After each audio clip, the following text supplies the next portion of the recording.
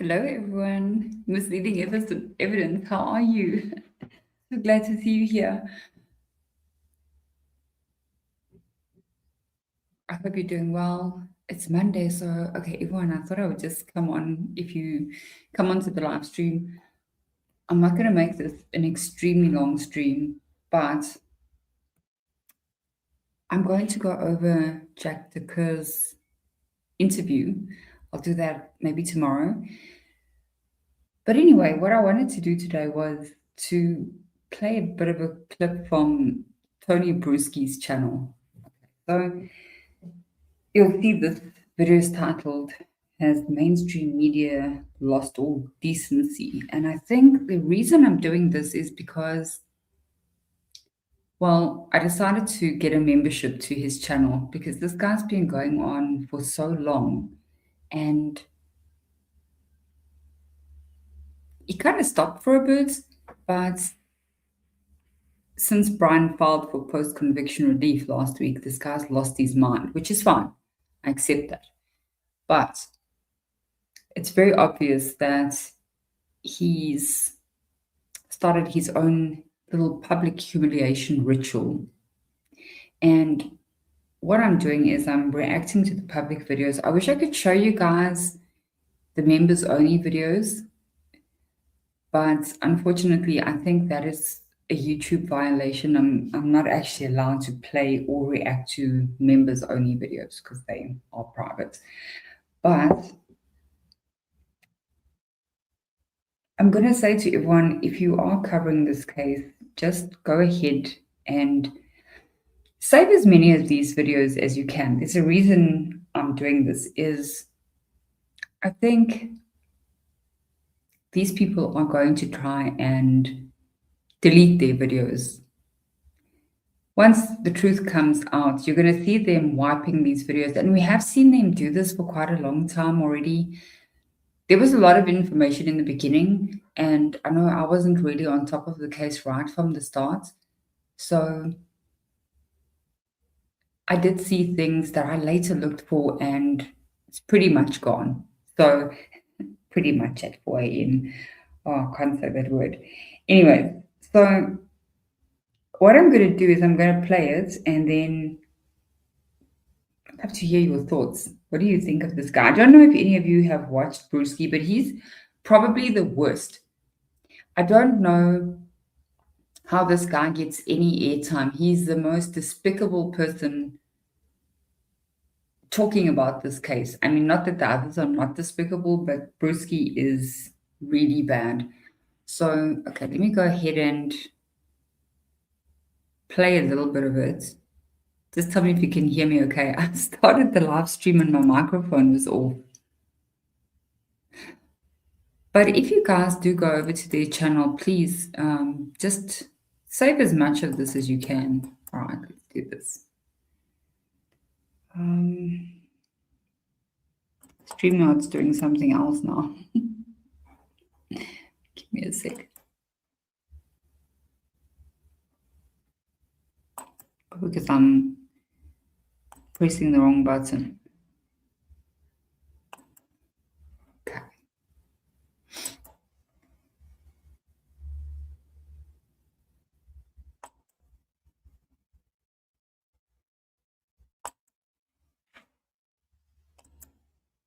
Okay, guys. We'll have Big Amish on again, but for today we just oh, misleading evidence. Thank you. I'm still gonna go check your channel out. Okay.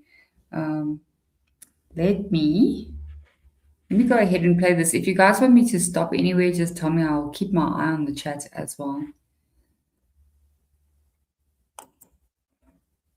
Okay.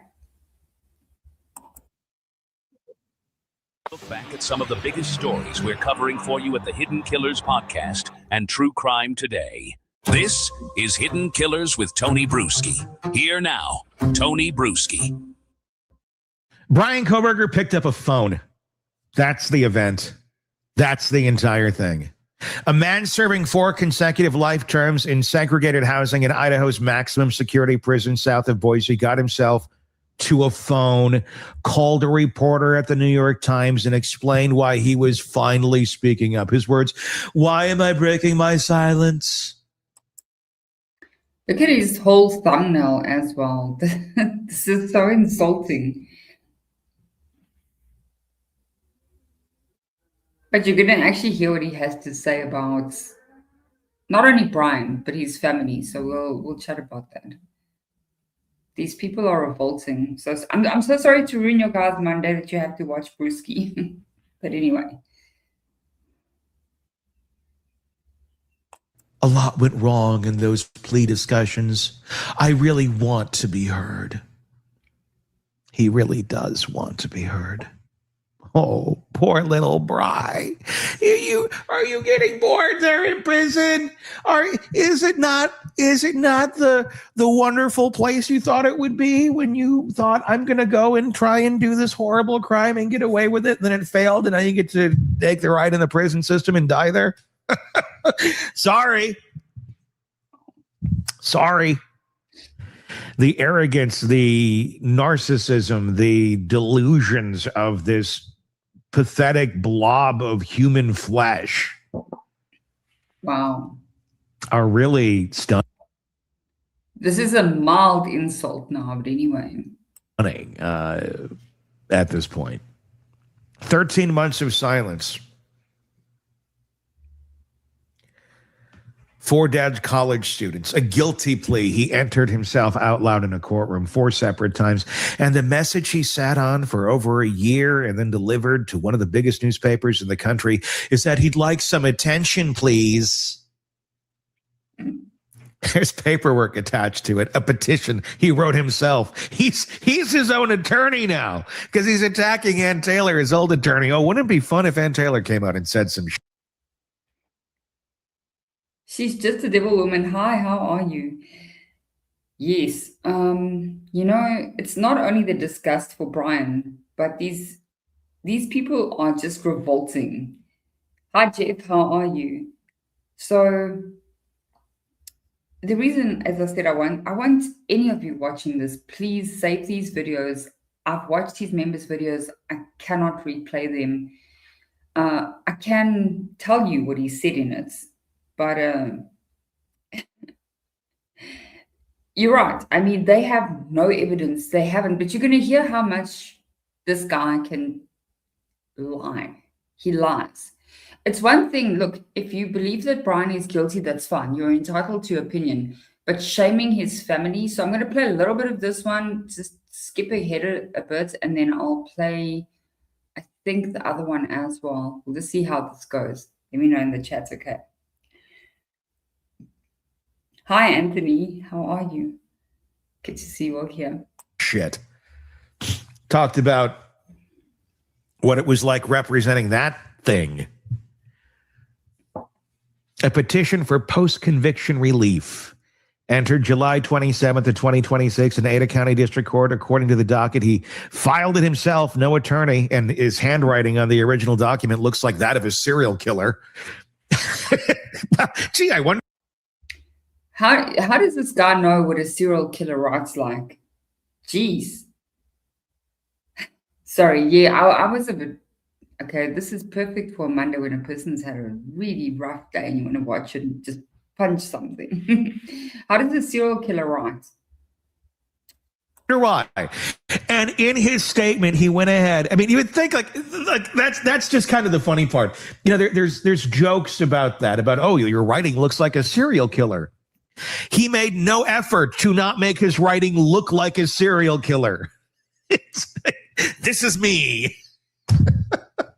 This is me telling you I'm not a serial killer while writing like a serial killer, while talking like one.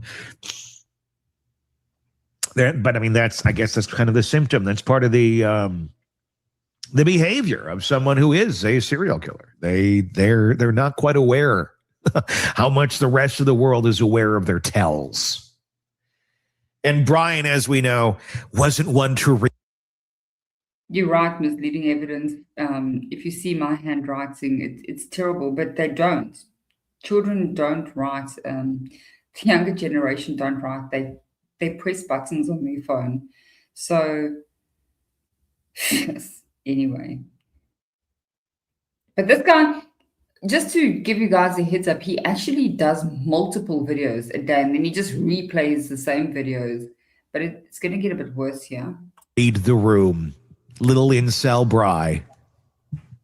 Oh, listen, insane. According to the docket, he filed it himself, no attorney, and in his statement, he went ahead and invited prosecutors to come after the death penalty all over again. Brian, the case is over. Nobody's coming after you to chase you. Just because you phone a reporter and go, come get me. Hey, dipshit, they already got you. They don't need to do anything. You've been gotten. Wow. Full stop. It's laughable. Put the death penalty back on the table. Nah, seems you're suffering more alive. Go on now. Dinner is coming soon. Go back to your cage, little boy. Go back to your cage. Wow. No one's coming to get you. You pathetic waste of DNA material. Wow. How is he allowed to talk like this? Your organs should be harvested. Guys, okay, Jeff, I want to get your opinion on this. I know that you believe Brian's guilty, but if anybody wonders why Brian never spoke in the last 4 years, this right here is why. Is it okay to say things like this? Somebody tell me, please.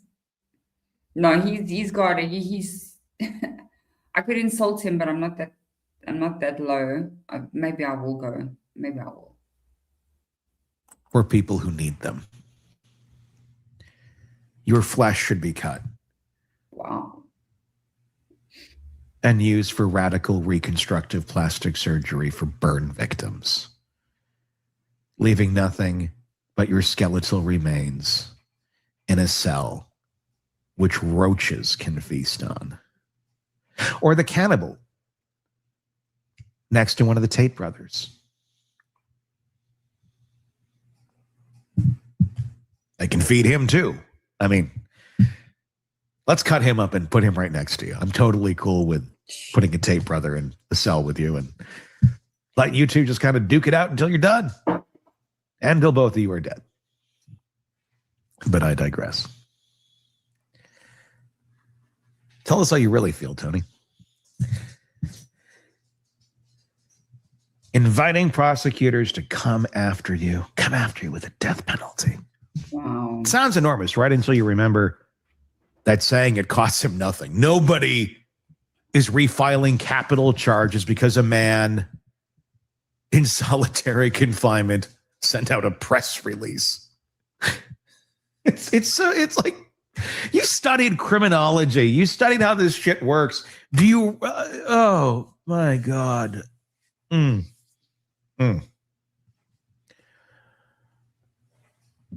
There is one sentence he said in July of 25 under oath with the judge looking right at him.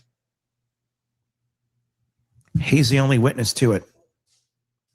And the reason all of this goes nowhere. Kaylee Gonzalez was 21, Madison Mogan 21. Zena 20 minutes across the state line in Pullman. Investigators arrested him, showing he'd bought a K-bar knife and sheath months earlier, and the sheath itself left behind at the scene carrying his DNA. That's the body of evidence he now calls a work of fiction. On July 2nd of 2025 in Ada County, he stood in front of a judge, Stephen Hippler, and answered a series of clarity. Jeff, I agree with you, but guys, you don't have to hide comments. Don't worry, I'm not worried. This guy's far worse than anybody else can be. I agree with you, Jeff. How is he allowed to talk like this? But we don't talk about Dylan this way. We don't take shots and pot shots at Dylan and her family and wish that people harvest her organs. We don't do that. because we're not animals. Conductive to closure. He's using big words because it makes him feel like he's a big person with his micro penis. Wow. And justice shall remain abjectly miscarried unless that please. Did you hear that? He's micro. Yeah. We don't do that. So that argument's flat, Jeff. Sorry. Withdrawn. It's not a legal argument. That's a man who found a thesaurus. A real ineffective assistance claim is boring, structurally, deliberately boring. It names a specific advice that was wrong. It attaches a date to it. It says, on this day, my attorney told me this exact thing. It was false, and here is a sworn affidavit backing it up. It's a document built for one reader, a judge who has seen 1,000 of them and can spot a real one inside 4 paragraphs. His has adjectives: myopic, abjectly blatant. He called the state's view of the case myopic and a work of fiction. He wrote that justice was circumnavigated. Nobody circumnavigates justice. You circumnavigate a continent. And across all of it, with 13 months of drafting time, a doctorate in criminology, and unlimited hours in a cell with nothing else to do, he never says what the false promises were. He never names the disinformation. He never touches a single piece of the evidence, not the car, not the phone, not the sheath with his DNA on it. 13 months. Can you see this guy's done absolutely no research on this case? And by the way, when he filed, he did not have to say anything about the evidence. Okay, he didn't have to.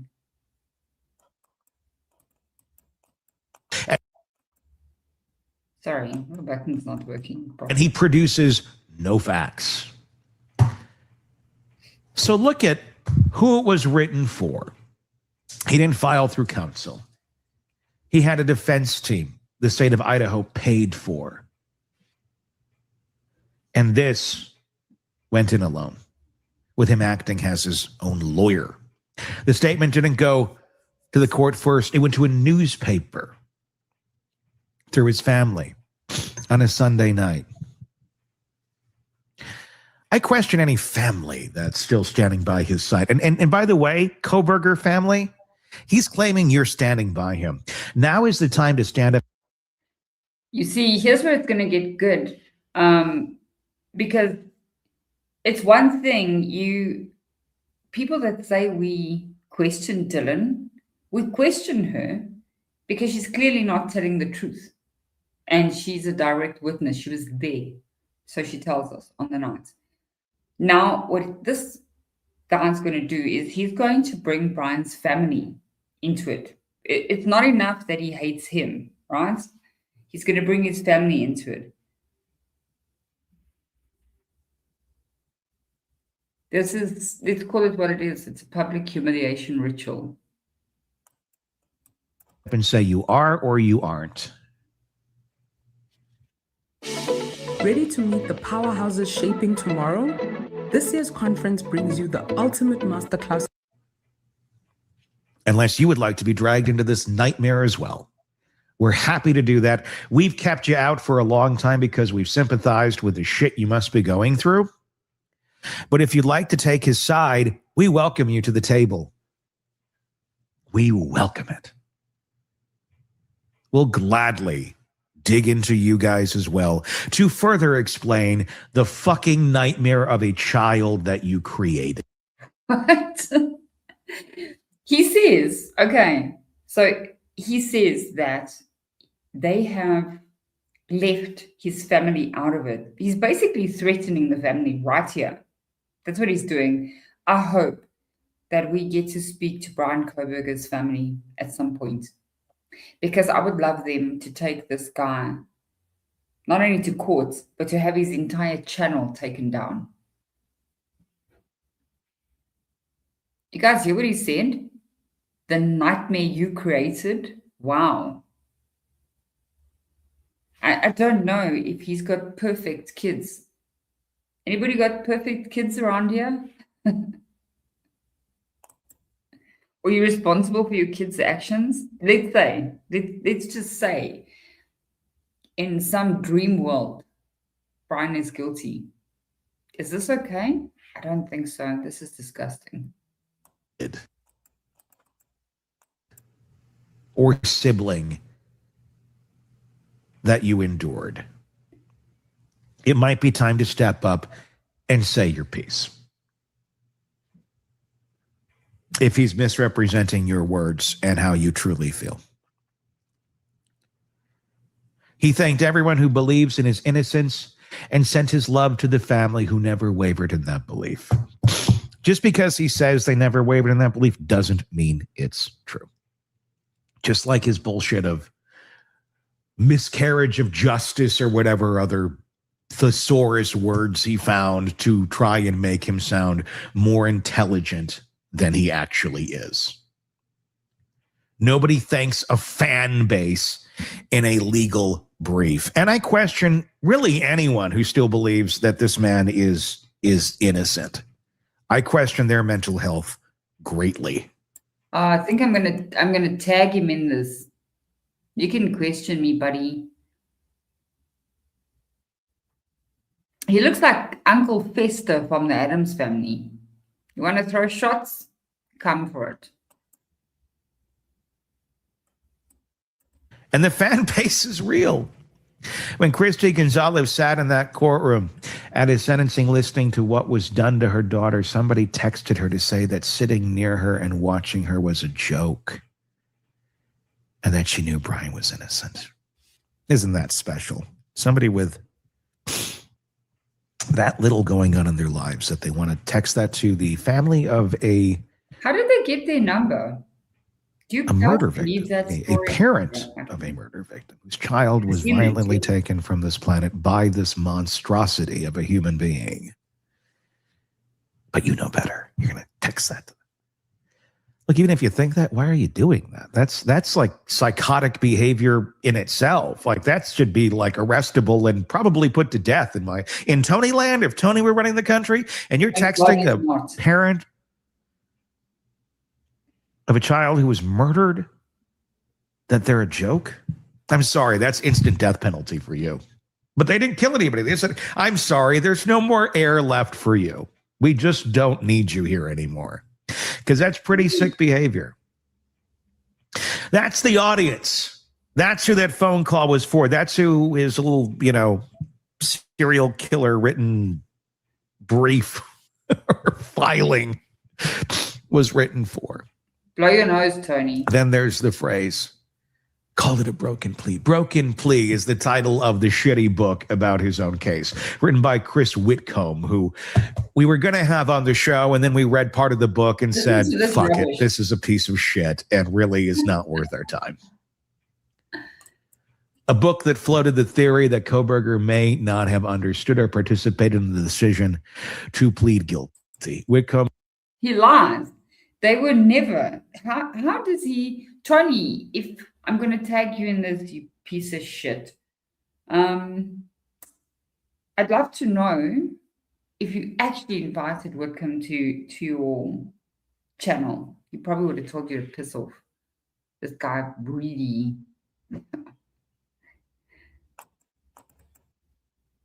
Says he has never spoken to him. Well, good job, Whitcomb. You inspired him with your bullshit book.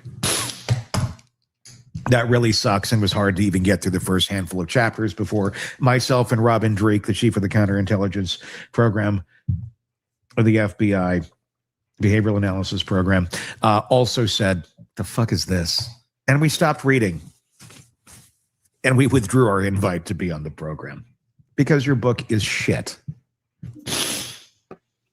Can this guy blow his nose? The innocence theory isn't even his. He read the coverage about himself, found a hypothesis he liked, and put his name on it. Sources say the argument is ineffective counsel, that his lawyers failed him on July 2nd, 25, under oath in front of Judge Hippler. Brian Kohberger endorsed his defense team. He acknowledged on the record that the legal team led by Ann Taylor had performed to his satisfaction. The Gonzalez family points out that he told the judge he was admitting the crime knowingly, voluntarily, and intelligently. He wasn't alone in that room either. By the family's account, he walked in with 4 lawyers after he and his counsel had spent 2 years going through the discovery.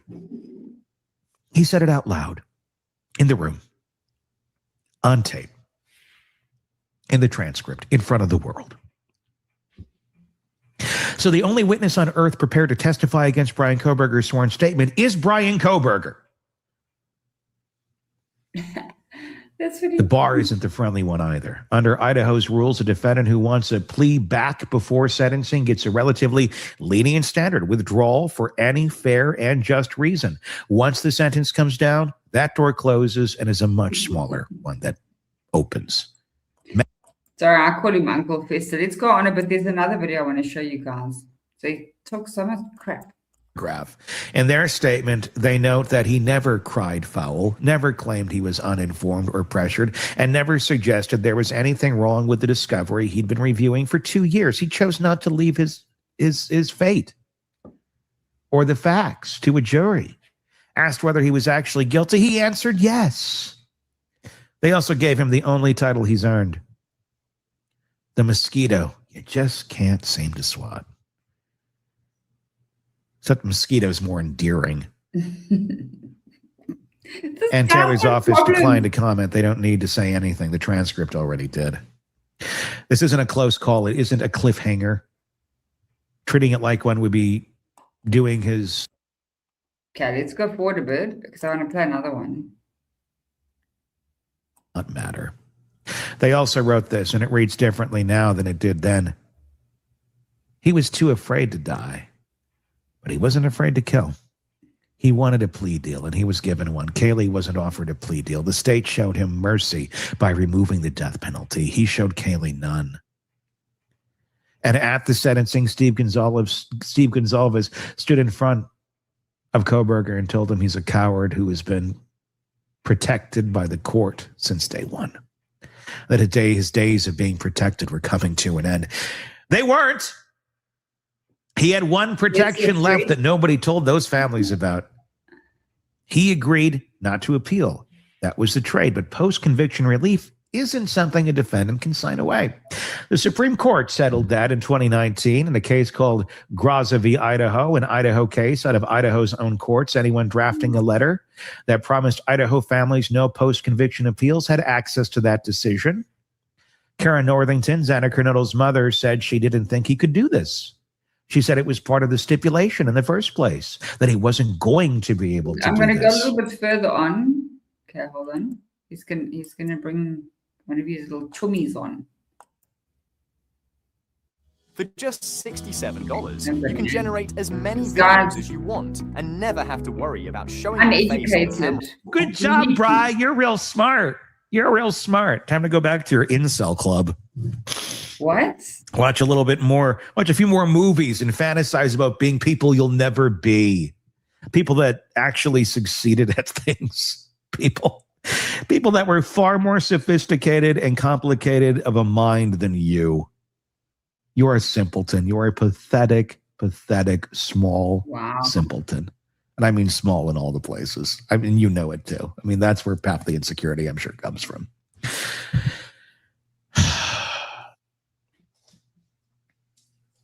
Brian, there's a broomstick heading your way sometime. Don't know when, don't know how. But at some point, the people, the authorities in that prison will go, you know, I think it might be time for Gen Pop. Might be time for you to meet some of your fellow inmates. And that'll be a lovely day. So this is something I hear a lot. Every mainstream channel talks about prison justice. Now, Tony's doing the same thing, but I'm wondering, something that concerns me, the way he goes on about Bryan Kohberger and wishing prison justice on him. Why is this acceptable? I mean, you have people like Chad Daybell up there in Idaho prison. So you have to wonder why he's justifying prison justice from people like that have committed the most horrific crimes ever. that have killed small children, right? This is the prison justice. This piece of crap ones. Can't stand him. Because you know what? You ain't gonna last long. The Grim Reaper is right outside your cell. They've been shouting at you. They've been banging. They've been flooding it. They've been making life a living hell, which you clearly don't like. And soon that broomstick will find you in the hands of your cellmates. It will enter one part of your body. It will come out the other. And you won't be around to talk about it anymore. But you'll be able to remember it for a period of time. And that remembering, that agony, that... Okay, I want to just go to the next one. Okay, yeah, he's got this guy. So ironic, and he's just so this or that. And at the end of the day, what a buffoon he is. You know, just the great research, utter fucking buffoon he is. Yeah, the great research out there will tell you that it's never IQ that determines how successful you are in your life. It's always EQ, the emotional intelligence. And without fail, every single case we cover, the level of emotional intelligence of these abhorrent buckets of genetic goo is 0.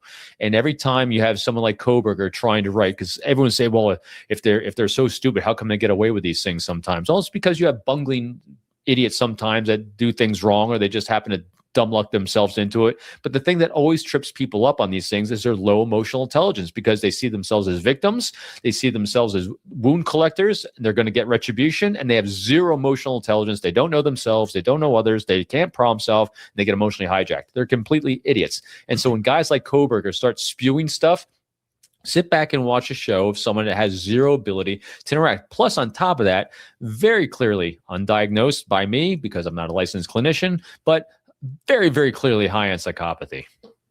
1,000%. Can I pull this up? I want to, I'm going to see if I can show you over here. People has published the... Yeah, no, Bob's dying that he can't be on with us right. So, I mean, this sorry, I want to play you guys the other video. Jeff, so here's a question for you. Nobody is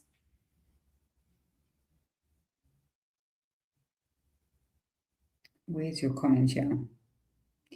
It's not that she's not the most credible witness. Nobody hates her, right? Okay, so here I'm going to change your mind. Nobody on here is saying that they hate Dylan, not on this channel that I've seen. People are questioning why she keeps changing her story. That is a question, right? So explain that. Explain why she keeps changing her story. Explain why she couldn't identify him in a lineup. I mean, if you come that close to somebody, you're going to recognize them. Okay, so even if she didn't, still doesn't explain why she didn't change her story. People have the right to ask questions because she says she was there. So nobody's hating on her. They're asking valid questions as to why she didn't call. And also, have you guys watched the documentary? I have a lot to say about that as well. Okay, let me go to this other video. But Jeff, you didn't answer my question either, because here's my question to you. Is anybody taking shots at Dylan's family? Because they're not. That's the problem here. Okay, let me go to this next video. People taking pot shots at Dylan's family, calling them names.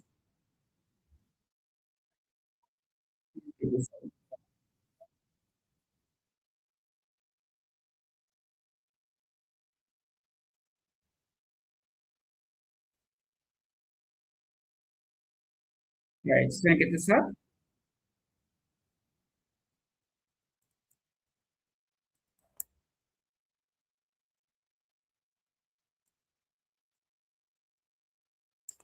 Sorry guys, I actually played the wrong video. So I'm gonna put the correct video up.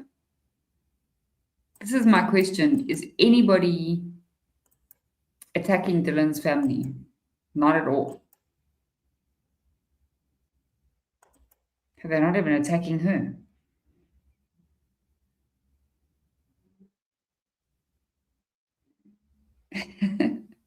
Lucy. No, Jeff, you know what? I always take your side. Not this time. Not with these people. These people are deplorable. Really. Sorry.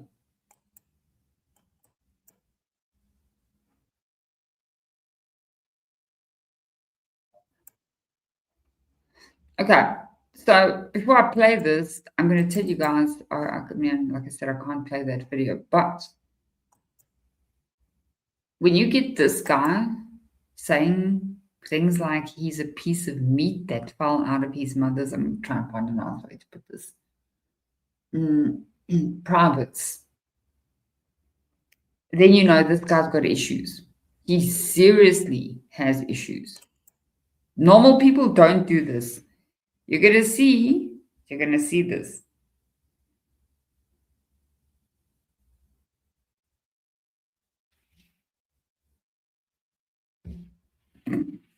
Okay.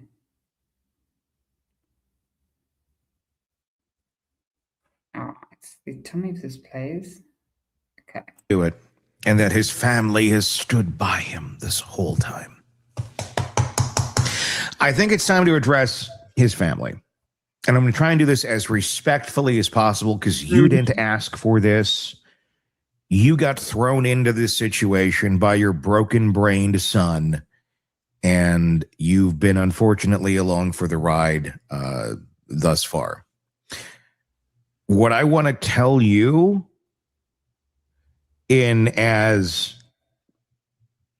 lovingly critical as in a lovingly critical way as I can. It's okay to let him go. And maybe you already have in some ways, but in others you haven't, because we saw the receipts. I see the receipts. I saw the receipt of you putting Mom $150 in Brian's commissary account every damn week. Helping little Brian get his snacks. You need to stop doing that. You don't need to keep feeding the monster. Wow. Your son did this. Why are you still supporting him? It's not healthy for you. It's not healthy for him. It's not healthy for anybody. There's no way of working through this where this is the best route of continued existence, standing by your little boy no matter what. No, it's not. It's not. And we're going to. So Uncle Fester has now decided that Brian Koberger's family are not entitled to their own opinion. They're not allowed to put money for him to get basic necessities. Who are you? You don't have a right to tell them what to do. And you saw in the previous video, we're going to come for you guys. So yeah, we're gonna shame you. You're not allowed to send your child. Doesn't matter what your child did. Any of you, if you have children, you'll know it doesn't matter what they do. It's your child. And wow, this is just really, really bad.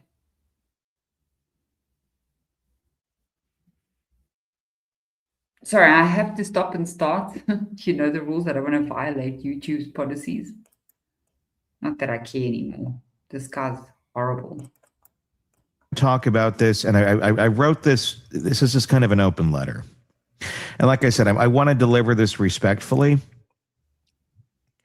But I got to say, in reality, seeing that receipt and seeing your name, Mary, next to $150 that you're dropping into his commissary account on a weekly basis is a little sickening, considering we know what your son did and that you still have the gall to stand behind him, even if it is just to buy him ramen and Snickers. There is a time for letting go of anything and everyone and everything, depending on what they do and how they do it. And I got to say, Lil Bry's checked every damn box. Why you're still there supporting him might be part of the reason why Brian became the monster Wow. he did. Listen to him. It's time to change course. So here are the top 5 questions that expecting parents ask CrySave. No, it doesn't. You were right about him once. That matters. And nobody gets to take that from you. In 2020, the word your family used was proud. Melissa said it out loud to the Times, and she meant it. Brian had come through the other side of something terrible, and your family had pulled him there.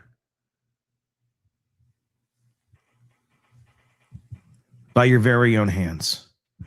Helped him get through it. 2 parents, 2 sisters, years of work, money spent, love pointed in every direction available, rehab, boxing, running, community college first, and a bachelor's degree, then a master's, then a doctoral program, 1,300 miles from home in Washington State. You earned that word honestly. This letter isn't here to tell you that you were wrong. You weren't. Not about the addiction, not about the work he'd put in, not about the young man standing in front of you at that particular point in his life. Everything you saw was real, and everything you did mattered. You watch him change now. He just never reached what was ever underneath, because nothing anyone has ever done has gotten near that. Mrs. Koberger, you got on a plane to Boise and sat in a courtroom while 4 families stood up and said out loud what your son did to their children, every word of it, with you right there in the gallery. That's not a small thing to survive. Most people couldn't, and nobody should have to. Amanda, you were there too. You sat through it with her. Melissa, you stayed on the East Coast because your father was having heart trouble, and the fact that I don't know. It's like, I don't like watching this guy, but I'm going to tag him in this. I want to see how he responds. He actually called me Snowflake in his live chats one time. So, yeah, Tony, I'm the Snowflake. Uncle Fester. he had planned to be there says everything about the kind of family you are. Then Judge Hippler handed down 4 consecutive life terms plus 10 years, and it was over. Your son stood up and walked out past his mother without even looking at her. It's called sadness. He didn't say anything. He didn't turn his head. That was the last thing he did in that room. And the last thing you got from him, and it was the back of his head going through a door. Wow. You already knew what he was capable of doing to the people closest to him. Not the worst of it, but the shape of it. Let's go back to February 8th of 2014. Brian was 19, a few days out of a rehab center back home in Pennsylvania. He took Melissa's phone. Roughly $400 is what it cost at that point in time. He paid a friend $20 to drive him to a mall and sold it to an automated kiosk for $200. Run the numbers on that because you lived them. He destroyed $400 of his sister's property to put $180 in his own pocket. That's not a scheme. And it isn't clever. It's somebody who ran the math on what it cost her and decided the numbers didn't matter. It only mattered what mattered to him, that he got something out of it. Your husband found out, and your husband called the police on his own son. Misdemeanor theft. Brian served no time because Monroe County runs a diversion program that erases the first charge once probation's finished. And that's where the case went. Police later confirmed the record no longer exists. Why is he bringing up his past? Right? This is so tacky. Wow. I actually want to look up while I play this if he's got kids. Let's hope your kids don't disappoint you one day, Tony. Numbnuts. Kids do that. They make mistakes. It's not your business. You're not God. The system itself gave him a clean slate. You did what a lot of parents wouldn't do, turn your kid in, and good on you for that. I want you to think about what that decision actually required because you were there for it. Somebody in your house had to pick up a phone. Somebody had to give a police officer the name of their own kid out loud, knowing what it starts. Then everybody in that house had to keep living while it played out. There's one line of that police report that reads differently now than it did then. When his father confronted him about the phone, Brian told him not to do anything stupid. 19 years old, days out of rehab, sleeping in his father's house. How does he know this? And can somebody please, Tony, before you get on your podcast, please blow your nose. Nobody wants to hear you honking back a snot ball. This guy. House, eating his father's food, wearing clothes his father paid for, and the instinct wasn't shame, it was an apology, and it wasn't an offer to fix it, it was a warning aimed at the man who took him back in. The Sermon on the Mount is the longest continuous discourse attributed to Christ in the Gospels, and it's widely... And then your family fixed him anyway. You reported it, and then you went to work, all of you, and it worked. That's not a punchline. The addiction actually went away. What came out the other side was a functioning adult somewhat with 2 degrees and a doctoral program ahead of him. By every measure available to your family at the time, you had won. You took a 19-year-old selling a stolen phone at a mall kiosk and turned him into a graduate student. You should know that what you did during those years is one of the most remarkable things a family can do. The fact that it wasn't enough doesn't make it small. It makes it tragic. And none of it was your fault. So look at what's come back at you since.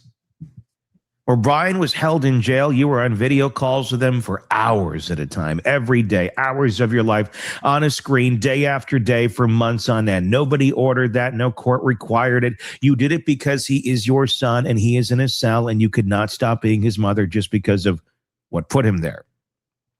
Or could you? Maybe you should have. Maybe there is, or there shouldn't be, an unconditional love when people do that level of heinous crime. I can't say. I'm not in your shoes.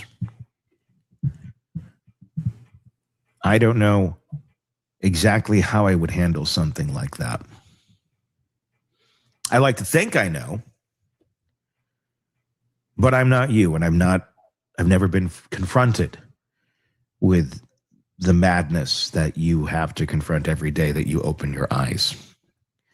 Melissa, you kept annual reminders in your calendar for each of the 4 victims' birthdays. You told the Times your mother prays every day for those families.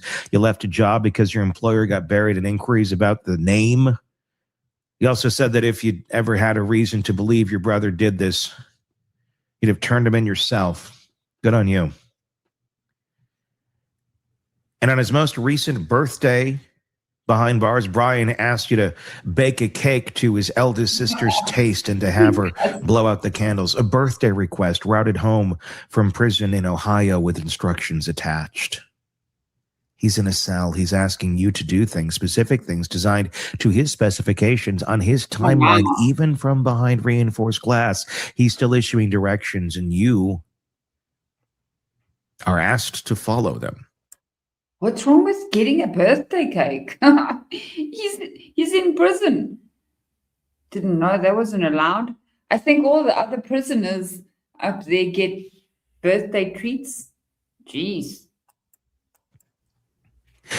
None of that brought you a phone call before. He's not only scary, guys. He looks like a T-Rex with little short arms. And yeah, Tony, you're not the only one that can be mean. Blew it all up again. Because on July 27th of 2026, Brian filed a handwritten petition for post-conviction relief in Ada County District Court. He's representing himself. He's alleged false promises were made, that exculpatory evidence was withheld, and he was convicted and convinced to falsely confess. He calls the state account of the murders work of fiction. That petition names Ann Taylor, Elizabeth Massoff, and Bika Barlow, court-appointed attorneys who spent more than 2 years on his case and kept him off Idaho's death row. By any standard you want to use, that is the most valuable thing anyone has ever done for your son. They finished doing it, and he put their names in a court document and called their work ineffective. He also didn't tell you first. He called a newspaper. A reporter at the New York Times knew before the woman who sat through those impact statements did. Your family found out the way strangers did off a headline on a Monday. Let's be precise about what that petition produces for him at minimum, no matter how a judge eventually rules on it. A hearing, a ride out of his cell, a room with other people in it, a camera, probably several of them if it goes that far. He's a man in maximum security south of Boise in a building where the days are engineered to be identical, and he found one lever still connected to anything outside those walls, and he pulled it. He's also asking the court to appoint him a new attorney. The claim is that his lawyers ruined him, and the remedy he's requesting is another lawyer paid for by the same state of Idaho he says manufactured the case against him. Set that next to his stolen phone in 2014 and a warning not to do anything stupid. 11 years apart, and the reflex is identical. Whoever's standing closest to him is a lever, and levers get pulled. Skin feeling dried out? Sorry. Feel skin relief with the new Sanex Skin Therapy Shower Gel. Hello. Have you ever wanted a deeper study of God's Word? Maybe you are looking for a structured program for your daily Bible.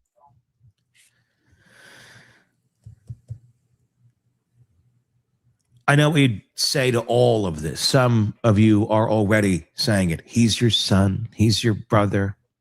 That's not a position you adopted. It's a fact. And facts like that don't come with an exit clause. They are parents and siblings. And there are parents and siblings all over the world right now dealing with someone who's put them through hell. And every one of them already knows the answer. You don't quit on your child. You don't quit on your brother. And look, the instinct is decent. It is right 9 out of 10 times. And a world without it will be a worse place to live in. So I'm not telling you to stop loving him, although maybe I am. Nobody hands down that instruction from the outside, but maybe more people should. But the reality is, I'm not in your chair. I haven't been for a single day. So I cannot honestly say how you feel. But here's what I'm asking. We're laughing at this guy, but just going back, I mean, the things he said about this, I mean, wow. To consider. And it's narrower than that, and it's harder. That instinct you're following assumes there's somebody still in there for the love to reach. It assumes the door you're holding open leads somewhere other than just consumption of whatever goodness you have. No one on the outside looks at that and goes, oh, good parents, good sisters. And it doesn't matter. I know you're not doing that for the outside world.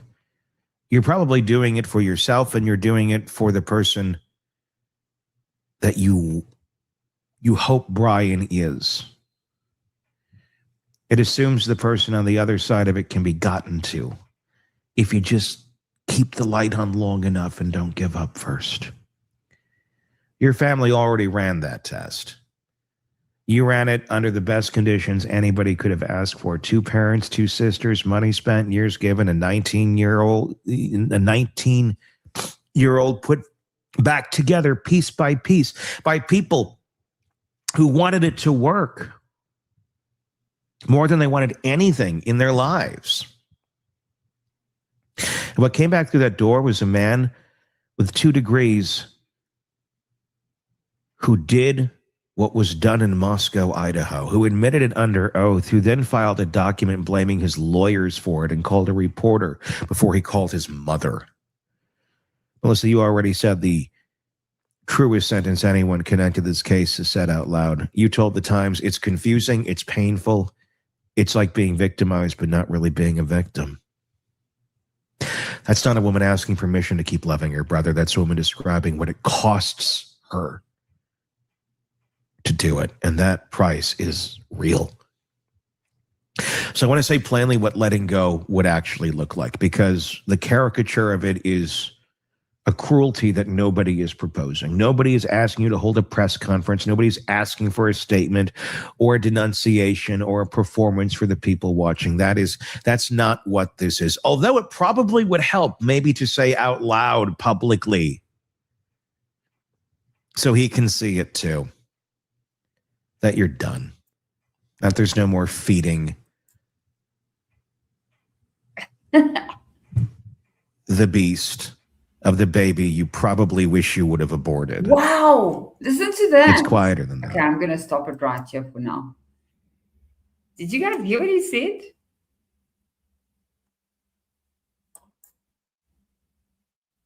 How is he allowed to say this? Sue him, Coburgers.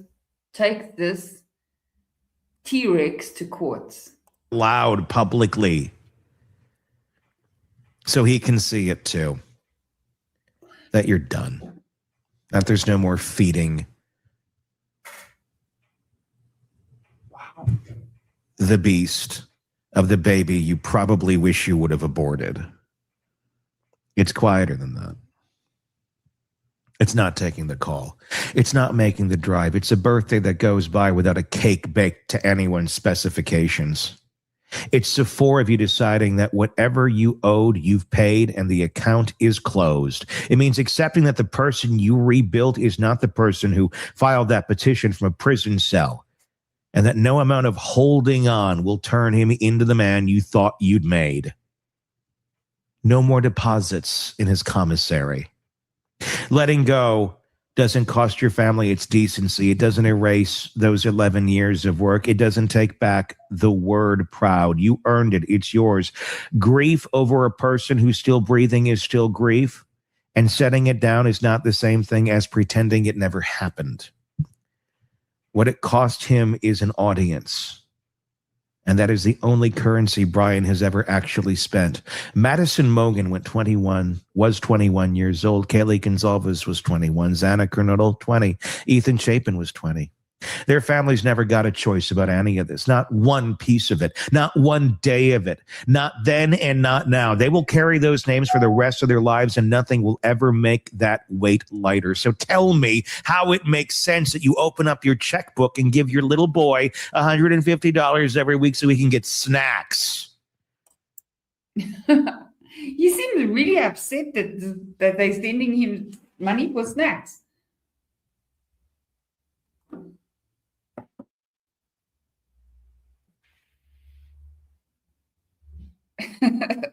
I'm sure he was bullied at school, this guy. Really. He's got problems, got issues. I thought I had problems. I feel better about my life. After he butchered all four of those children, and you're giving him snack time? I'm sorry, someone needs to say it. It's not right. You need to stop.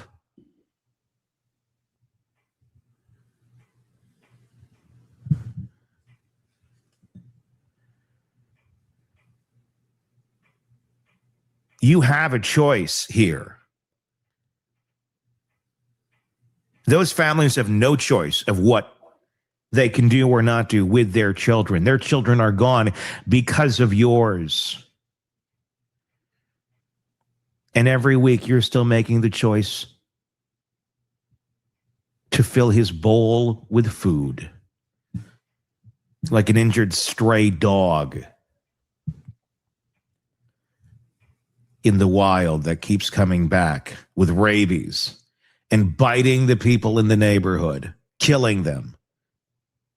And what you're doing is like, come here, boy.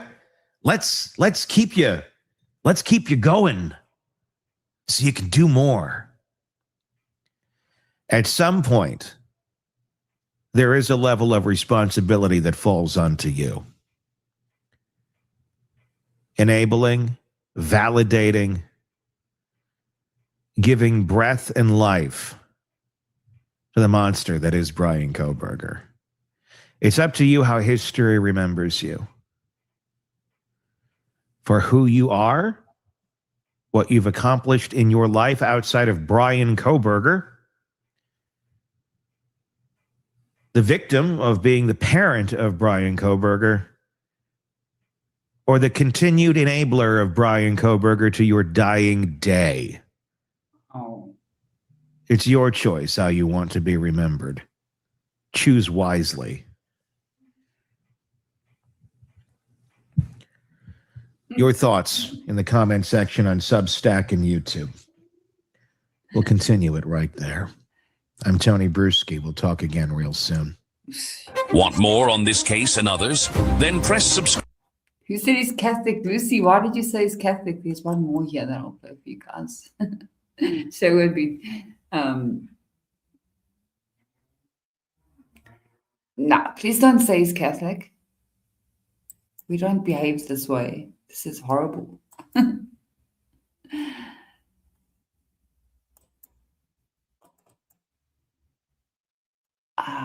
Okay. Let me go to this one.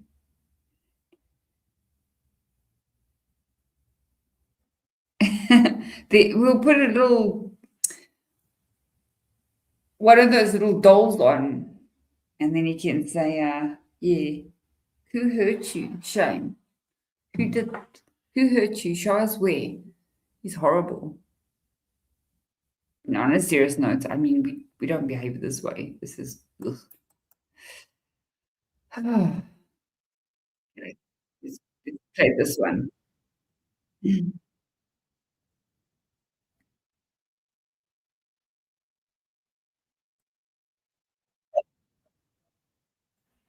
I'm loving the shots.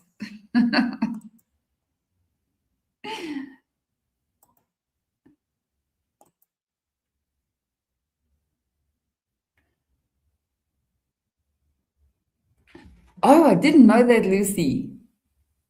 Yeah, no, he does. But you know, it's like, no, don't stress. I'm not worried about that. But you know what I mean? We don't behave this way, Lucy. No, I don't think he has 1 ounce of decency in him. He's actually disgusting. Wow. Okay, let me just do this. Sorry. Now you're going to see, of course, they're going to bring this moron on.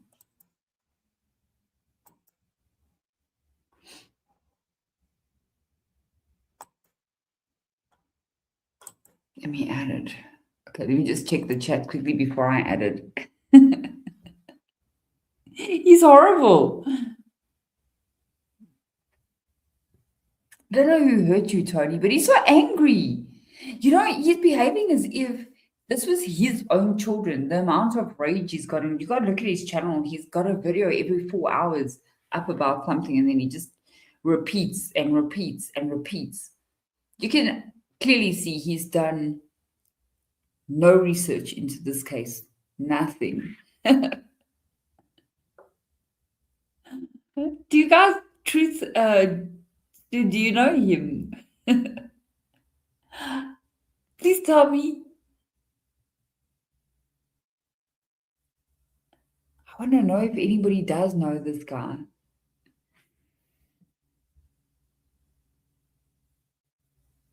If you know him, that would be very interesting.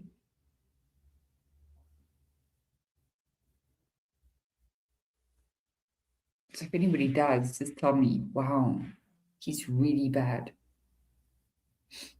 Okay, so they're gonna bring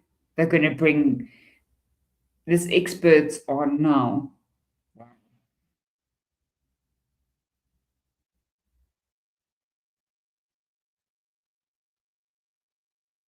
Oh, truth. Okay, you're also Catholic. I'm not Roman Catholic, I'm Maronite. A little difference. But the same thing. Okay, let's play this.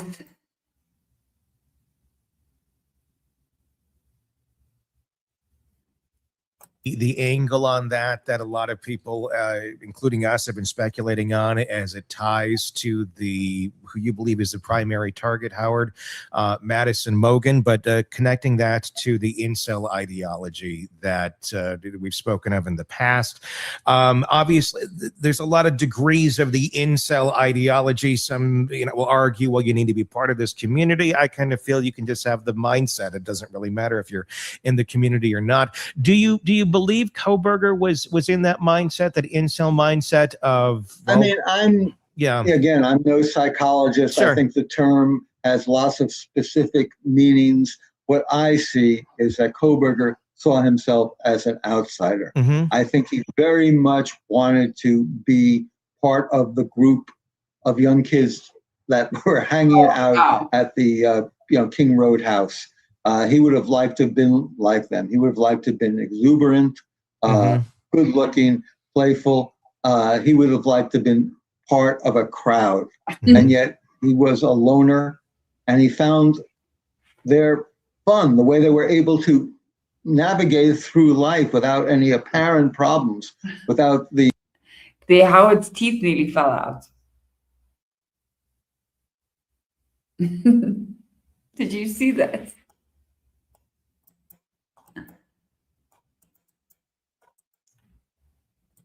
The internal torture that he was going through, he saw that as a constant rebuke to who he was and to what his fate was.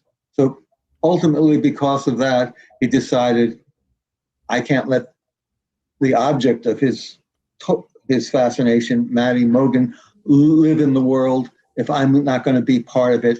So for my survival, I have to get rid of her to ensure my own continued ability to exist in the world as I'm living. How do you believe his initial fascination, his initial even awareness that Maddie Mogen existed, began? Where did that all stem from? Well, for the record, there's no proof that he followed any of these young victims on Facebook. There's no proof that he ever spoke to Maddie when he went to the Mad Greek restaurant in downtown Moscow. What I believe, and I think we'll find that maybe there was some interaction between Maddie and Kohberger, but it wouldn't take much to set off a spark in him. He was someone, as we said, who obsessions become easily. A heroin addict able to kick heroin, a poor student able to become a graduate student going for his PhD, a grossly obese and able to lose 125 pounds and turn his body into a fortress. He went from swings and swings, this obsessive behavior, and something about Maddie, something he saw in her. Who's hiding comments? It's not me. Definitely not me.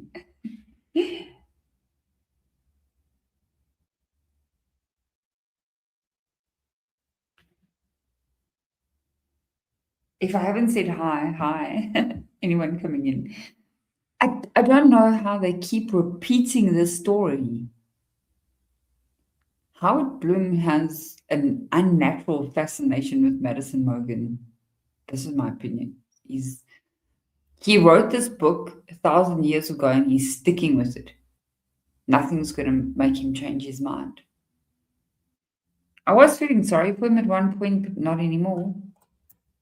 Lighted a fuse, a dangerous fuse in him. Her blonde good looks, her exuberance, her joviality, and he did not want her to exist in this world. He felt her presence was a constant rebuke to the sort of isolation, to his internment in his own psychosis.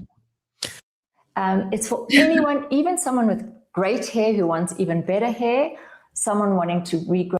Was the invasion of the home invasion there that night, where he goes in and eventually kills all 4 of these people, for someone who seemingly really planned this thing out, was he not extremely rolling the dice by entering that home and then finding all these people in there? Was that an oversight on his part, or do you think that was something he might have been prepared for and was ready to deal with? I think it didn't enter into his thoughts at that moment. I mean, let's go back to that night. Yeah. He circles the house, not once, not twice, but 3 different times. Each of those 3 times, he drives off and yet returns like a magnet. Many people have said he was stalking the house that night. I don't think that was the case. I think he was trying to work up the will to become the monster he wanted to become.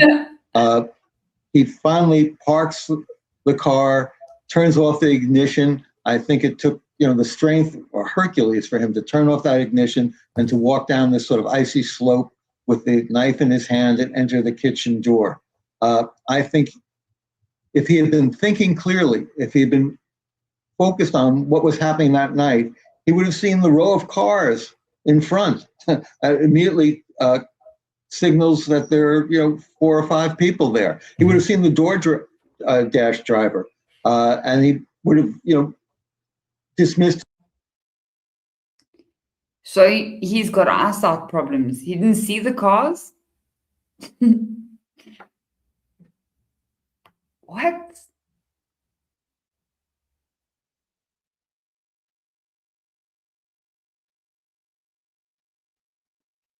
Truth, that's exactly what it is. They're all part of the cult. Wow. A second. His plan, come back another night. I don't think he focused at all on the DoorDash driver, on the cars in front. I think he was locked up in his own armory of hate. He was fixated on finding the will to become this person he envisioned himself becoming and going for his one target, who lived up on the 3rd floor, Maddie Mogan. If he wanted other targets or just any old random target in the house, because the bedrooms that he passed by on the 2nd floor, he could have gone into any of them. But he goes directly, as it seems, into Maddie's room. And then when he enters the room, all his previous plans fall apart, because not only is Maddie there, but Kaylee is there too. And now he has to deal with 2 young women. Kaylee is fighting back, as her father said, like a tiger. He literally busts her face with his fists, viciously, horrifically. And in all this confusion and in this rage, he leaves the knife sheath behind. And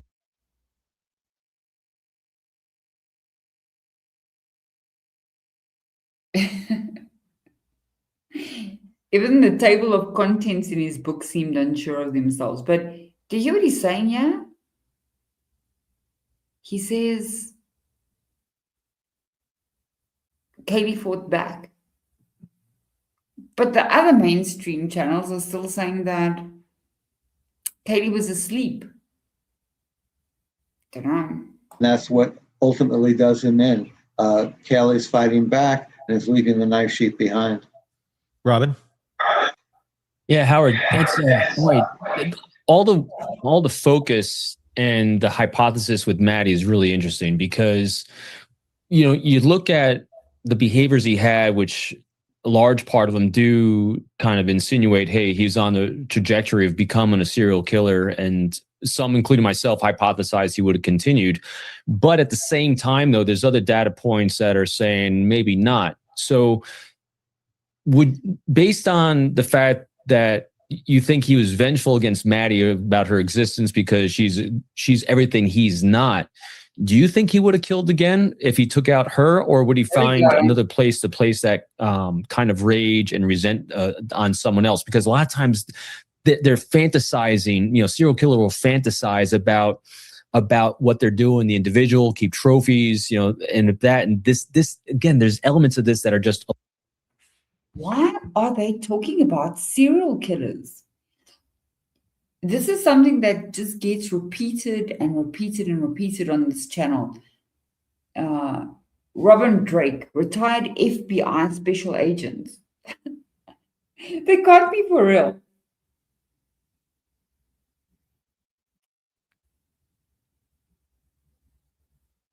Okay, Jeff, I don't like to argue with you, but tell me, this was a discussion we had over the weekend. He comes in with a weapon. The sheath is probably attached to a belt. Okay. When you walk in like crazy, deranged, the sheath in one hand and the weapon in the other hand. How did he go in there like that? Just try and picture it. So where did he have time to use the knife sharpener? That's not uncommon. Yeah, Alicia, you're right. This is what I've been saying the whole time. Can you imagine him walking, sheath in one hand, weapon in the other hand? It's just crazy. Nobody would do that.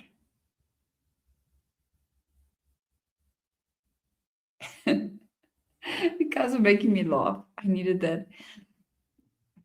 These guys are morons.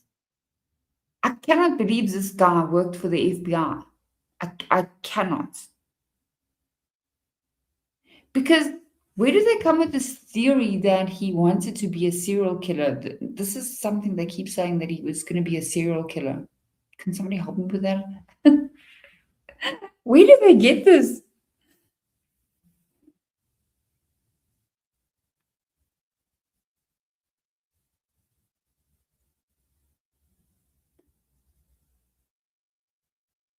I just want to read what Jeff says. Have a K-bar and sheath. Okay. Okay, so if you never attach the sheath to your belt, right? Okay, thank you, because you're just proving my point now. So then where did he walk in with the sheath? In the other hand? Or did he have it in his teeth?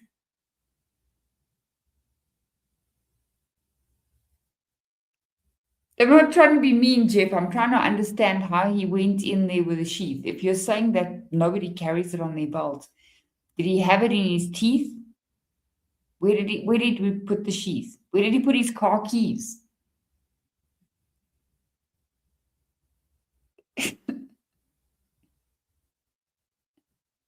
Yeah, Sophia, you're right.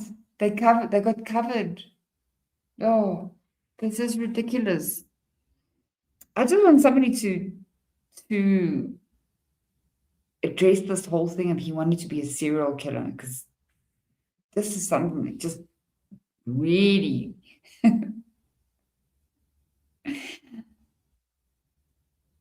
wow.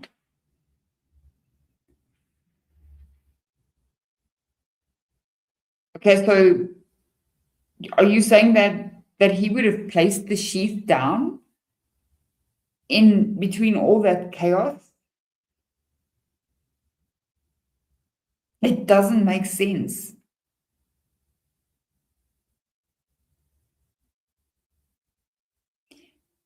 Yeah, you're right, Dollar Child. That is true.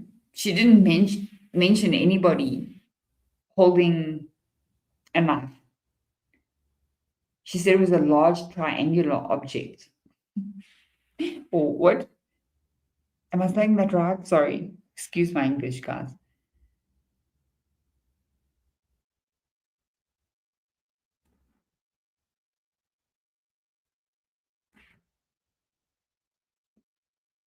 Why would you be so crazy and place the sheath down?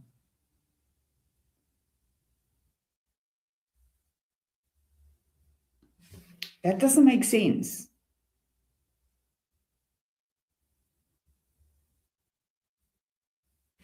Doesn't make sense.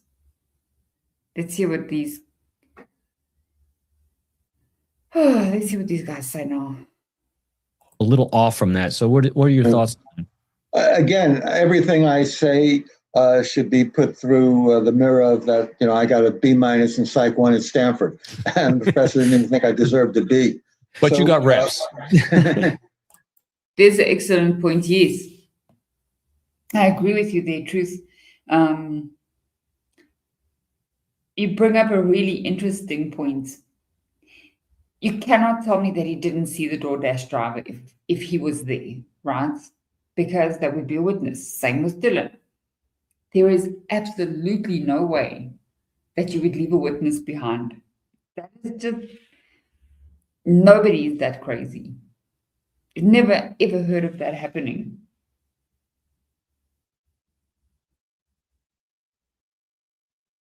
How do you have no idea?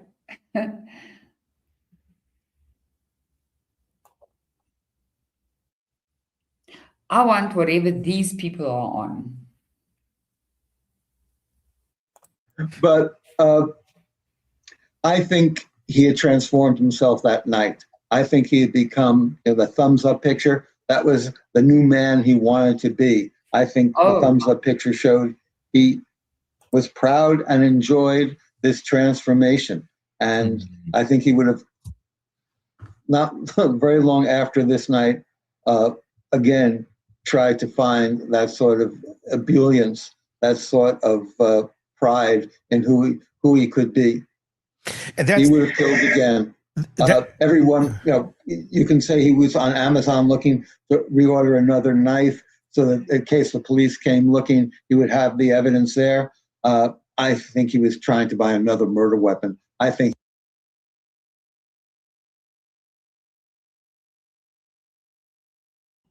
he's trying to buy another murder weapon?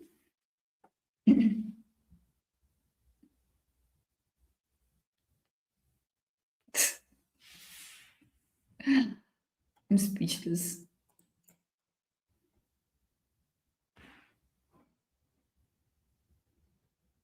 He enjoyed, quote unquote, the experience in a sick way so much that he wanted to do it again.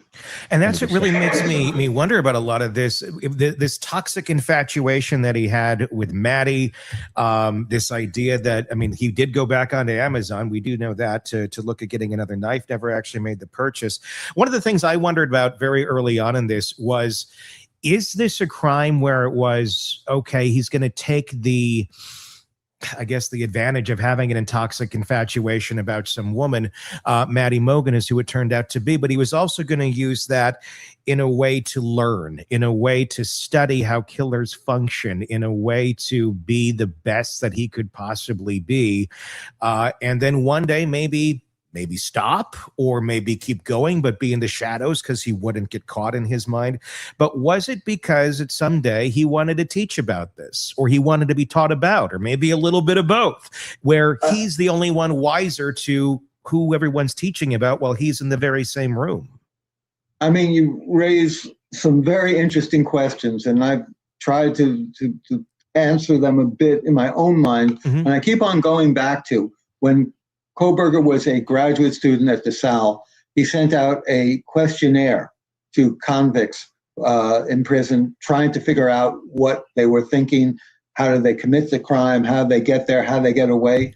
I think he was trying to learn, and he would have, all those questions on that questionnaire, he would have asked himself and did ask himself after the murders had occurred. And they would have informed him to how to proceed next time. I bet next time he would have made a plan in his head not to leave a knife sheath behind. That he knew was his mistake. He also later learned on that they were looking for a white Hyundai Elantra. So maybe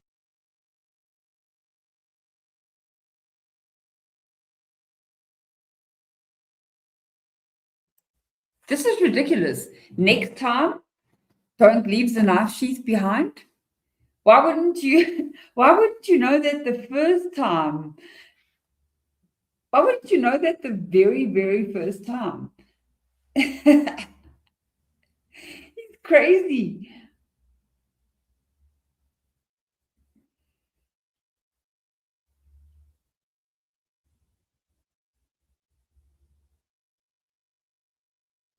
Okay, I just want to check something here. Sorry.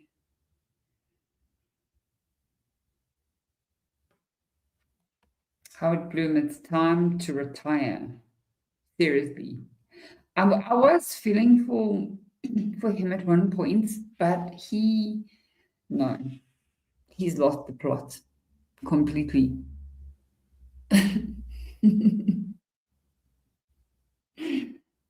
Yeah, no.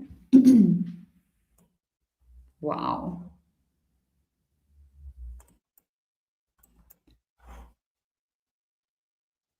Maybe you don't use your own car. Maybe you try to walk to the victim's house, or you look for surveillance cameras. But I think he was learning. I think he was learning.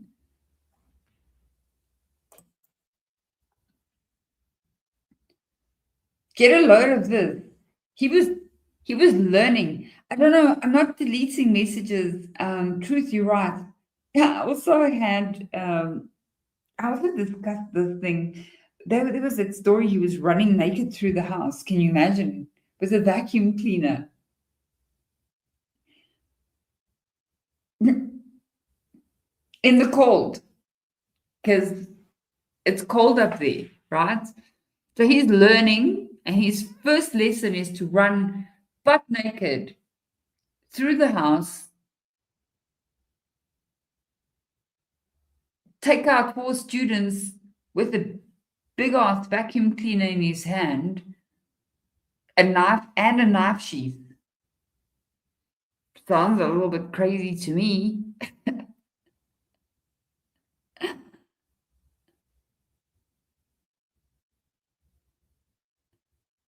Yeah, that's true. If they've got a vacuum, I'm just going to leave them. Stanley, the steamer guy. Oh my gosh. This guy is crazy, man. Also trying to, on another level, he had studied forensic psychology with Dr. Catherine Ramsland. Mm-hmm. Dr. Catherine Ramsland was his advisor at DeSalle University for the 4 years he was there as an undergraduate, and also for his graduate program, his master's degree. I think he had a strange relationship with her. He wanted to, I believe, impress her, to show her that he had learned. He was very, he admired the fact that she had actually gone into the belly of the beast. She'd gone into prisons to interview suspects.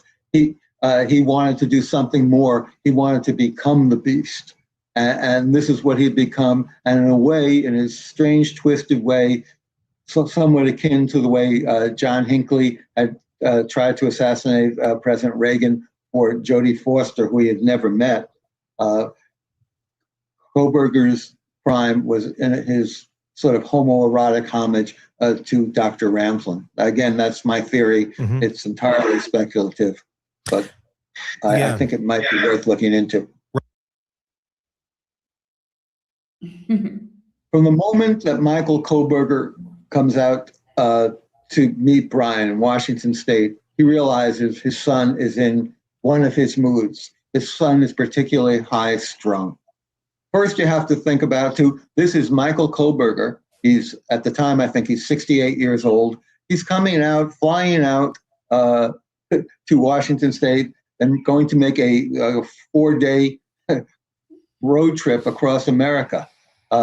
Money's tight, but he's flying out. He's doing all this because he's concerned about his son. The trip was planned before the murders, but he's always been concerned and perhaps feeling a bit guilty about Brian and his problematic son, his former heroin addict son, his son who had visual snow. So now they're getting into a car, and immediately the father had very meticulously mapped out the route, and they were going to go north in a direct line, but Brian wants to take a different route, and in retrospect, it looks like he feared he was being followed. So that was his concern. They're sitting in this car, shoulder to shoulder, in a white Hyundai Elantra. And the father has to know, as everyone in America almost knows, that the police are looking for a white Hyundai Elantra. And here it is. How does he know this? How does he know this?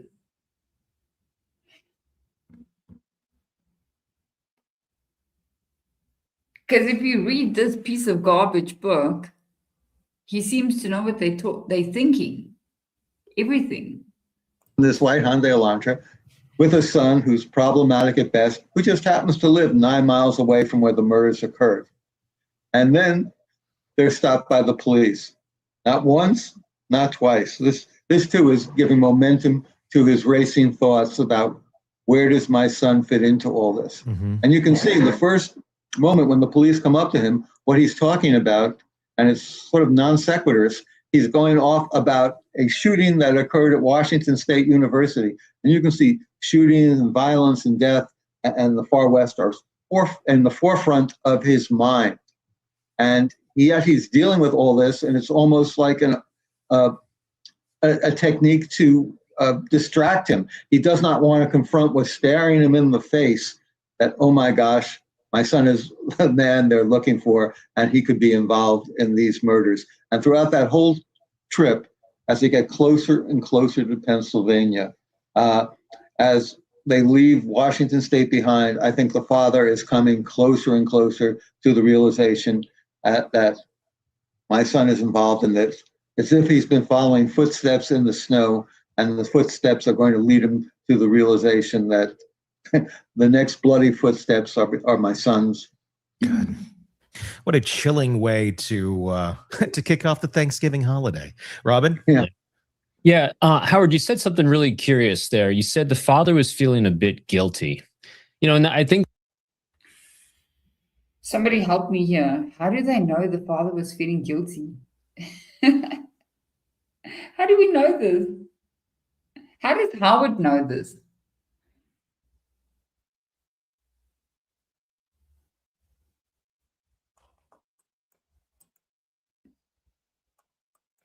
That's one of the great questions people always have when we're looking and examining serial killers. Are they born, or are they made, or is it a combination of the two?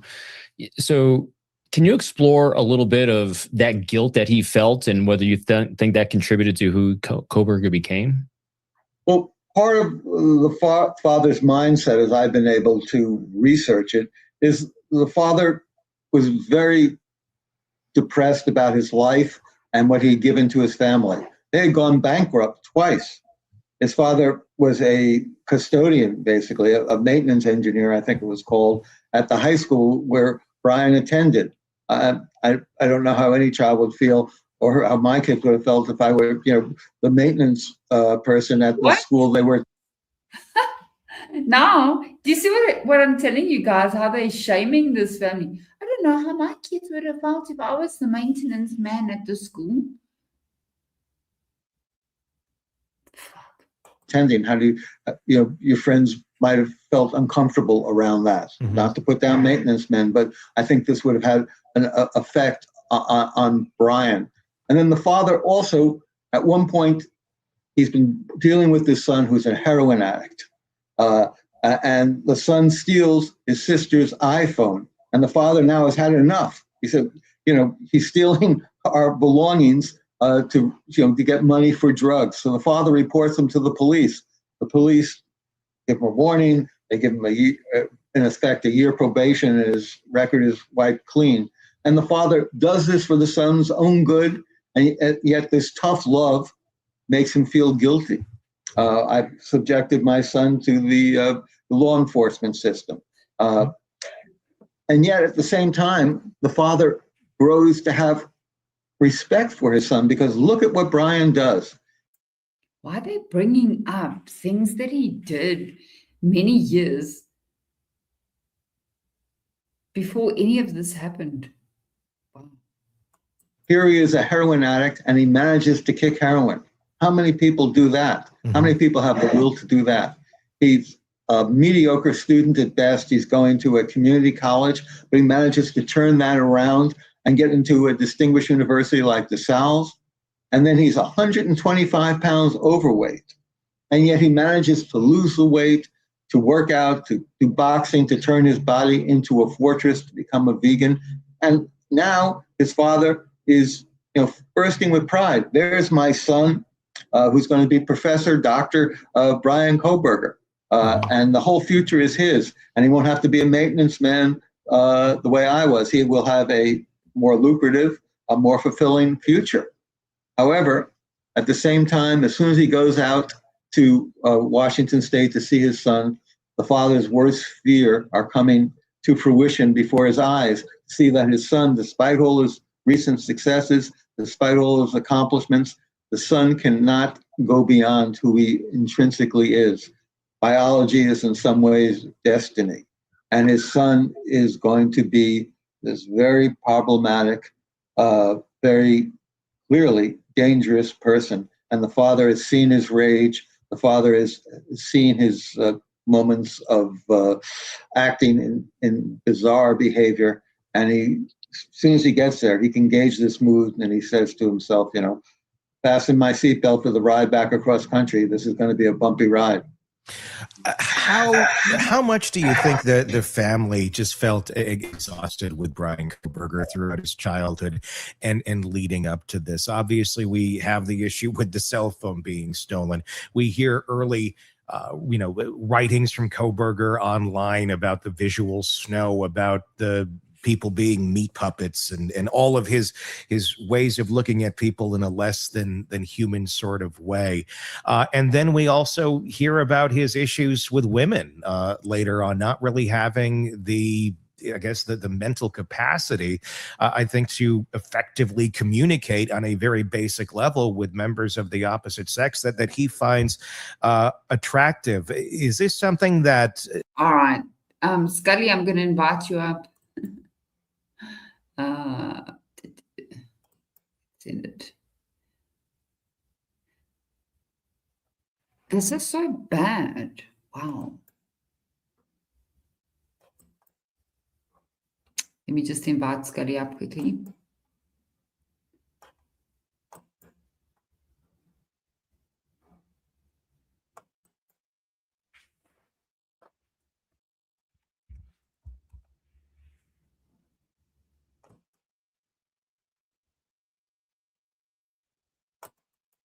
Sorry.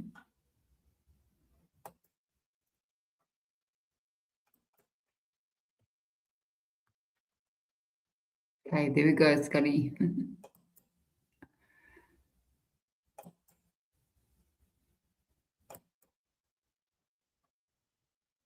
Oh, I sent you a voice note.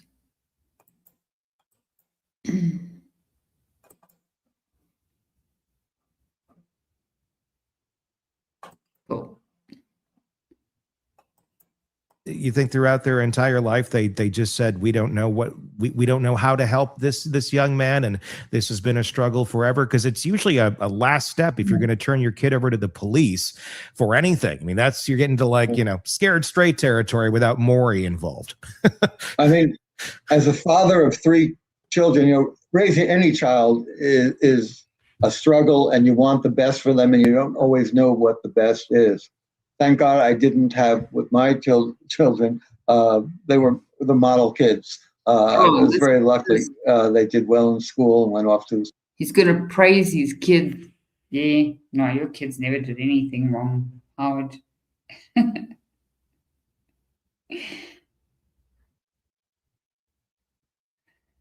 Let's see if Scully joins us. My kids are so good. Successful careers. But you always want the best for them, and you always fear that something might be going awry. Mm-hmm. And I think Michael Koberger was living constantly with what's going to happen next.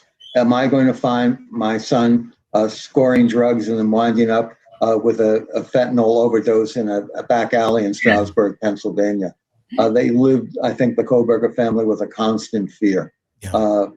And you have to, I would imagine, you have to wonder, is it something I did that caused this? That I make my son the way he is? Am I responsible? That's a large burden of guilt to bear. I think that's why we see Michael Koberger. He comes out in the course of a 6-month period twice. He goes across country with his son, takes him out to school in the summer, and then he's back to take him home for the Christmas vacation. And this is not a young kid. Yeah. This is not a camper. At this point, this is a 28-year-old man who's a teaching assistant at a distinguished university. This isn't just any chat. It's ClickUp chat. Sure, you can tag your team, ask questions, and even drop an emoji. But the real magic?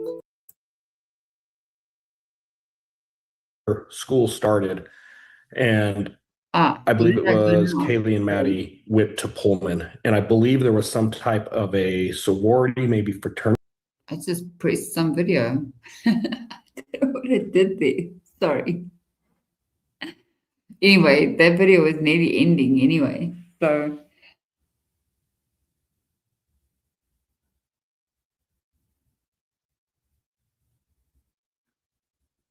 yeah, Linda, we've been looking at Brewski's channel.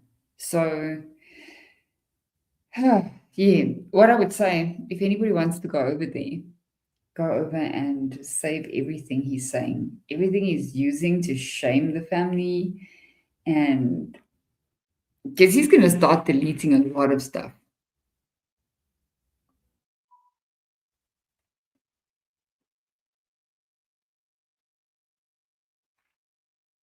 He's going to start deleting a ton of stuff. Let me just see if Scully's coming on. I'm probably going to come back on tomorrow, Wednesday. I haven't spoken with Big Amish to see if when we're going to do our next video, but we are going to. It's quite a few videos that we want to cover. Sorry, you came in a little bit late, Linda. But anyway, thank you for joining. Jeff has got a K-bar, by the way. Yeah, design rhythm. This is what I don't understand. Why on earth does Howard Bloom carry on with that story that Brian was fixated on Maddie Morgan?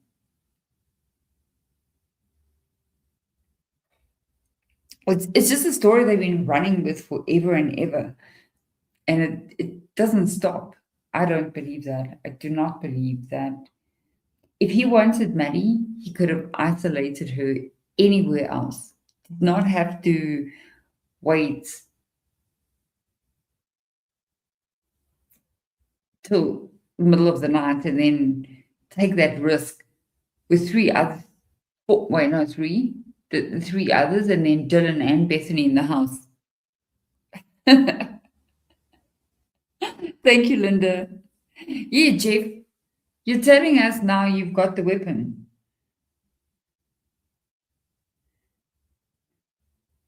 What are you saying? You're just kind of proving our point, because you also said that nobody wears it around the belt. Am I correct, Jeff? Are you saying that people don't go into the house with the weapon around their belt? Is that what you're saying?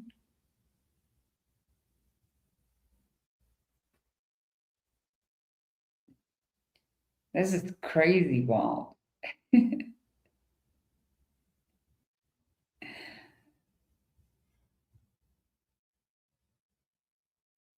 That is crazy. Imagine. Oh, here's Scully. Sorry, I'm watching you. Okay. Oh, crap. I look funny. How are you? I'm good. You keep telling me, I'll get in touch. I'm still waiting. I'm another year old. I'm just adjusting because I'm taking new medication and I've been adjusting to it.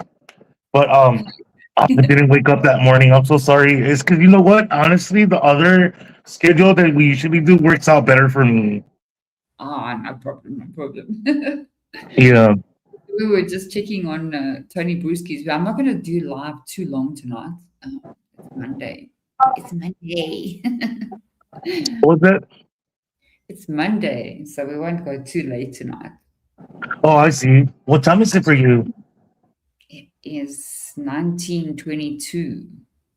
Oh, gotcha. Okay, so it's nighttime. Yes, so I don't, guys. I don't have a set schedule. That's why Scully and I like to do lives together, but we don't always get on the same time. It just depends on how work.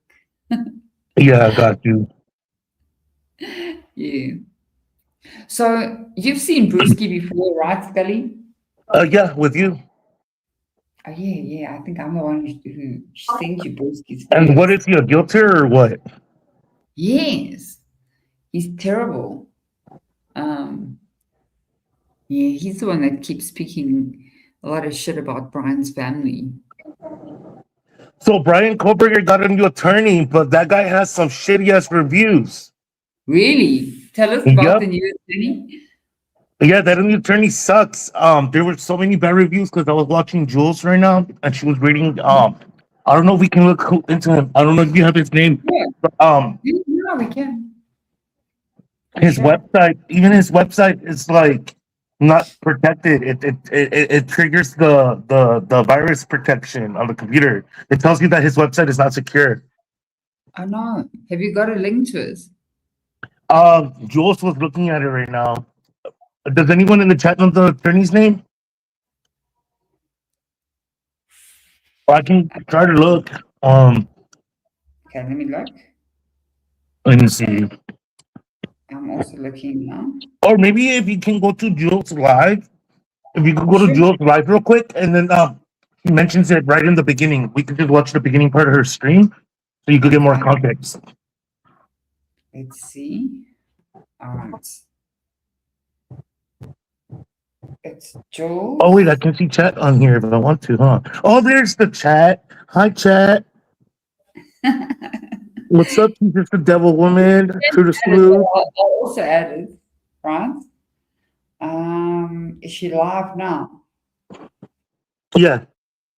Oh, there was oh, okay. Let me share it a little bit. Can you watch a little bit of it and see what she says? Sure. Yeah. In the beginning, she covers it right in the beginning because I was just watching her, and then yeah, I don't know, but then some people in the chat were saying that it might just be temporary, and he will get assigned another attorney. And then the thing is, he's not from Ada County. Okay, I'm gonna add it quickly. Sure. Where is he from? Do you know? I'm not sure, but I thought they needed a whole big ordeal if the attorney's not from the same county or something like that. But you'll see. She'll explain it real quick, and then she reads the review on the guy. So I don't know. The guy looks so sketchy. Should I go back to the beginning of the video? The beginning, yeah. Okay. Because it's long.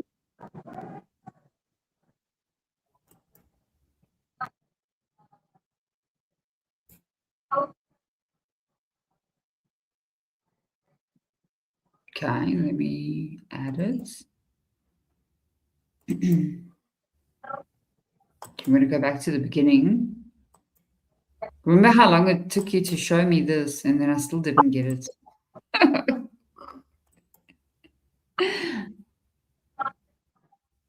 Well, you're doing it. That's good. Finally, it took me 10 years. Hey, how much do they charge you for the StreamYard? No, I'm still on the free version. Okay, bet. I would not pay $40. That's a lot of money.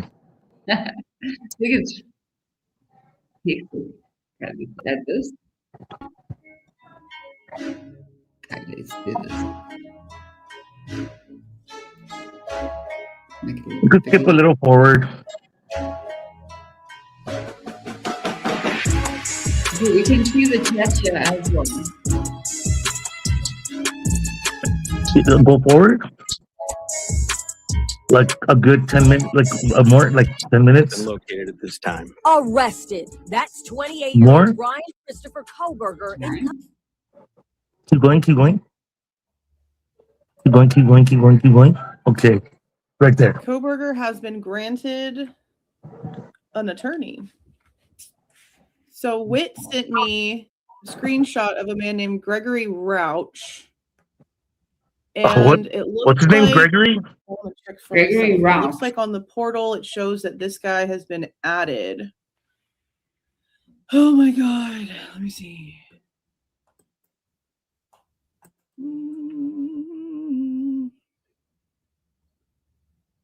I mean, from what she sent me, I'll show you guys in a second once I have this portal up.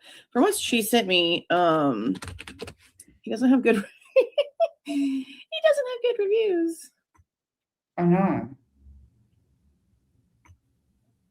Oh, hold on, it has to confirm that I'm a human. That would suck if I couldn't pass the test. All right, let's see. Yeah, alrighty. Let me show y'all what we're doing, what we're looking at. I got it on. Let's see now. I want to see this guy. So, right here, you guys can see right here where it says Rauch, I guess, Rauch for petitioner as of this morning. Okay, public defender. So, let's see, what did she say this guy's name was?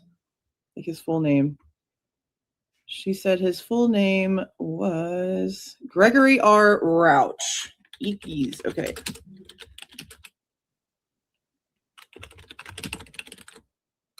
It's like they found it's like they found like the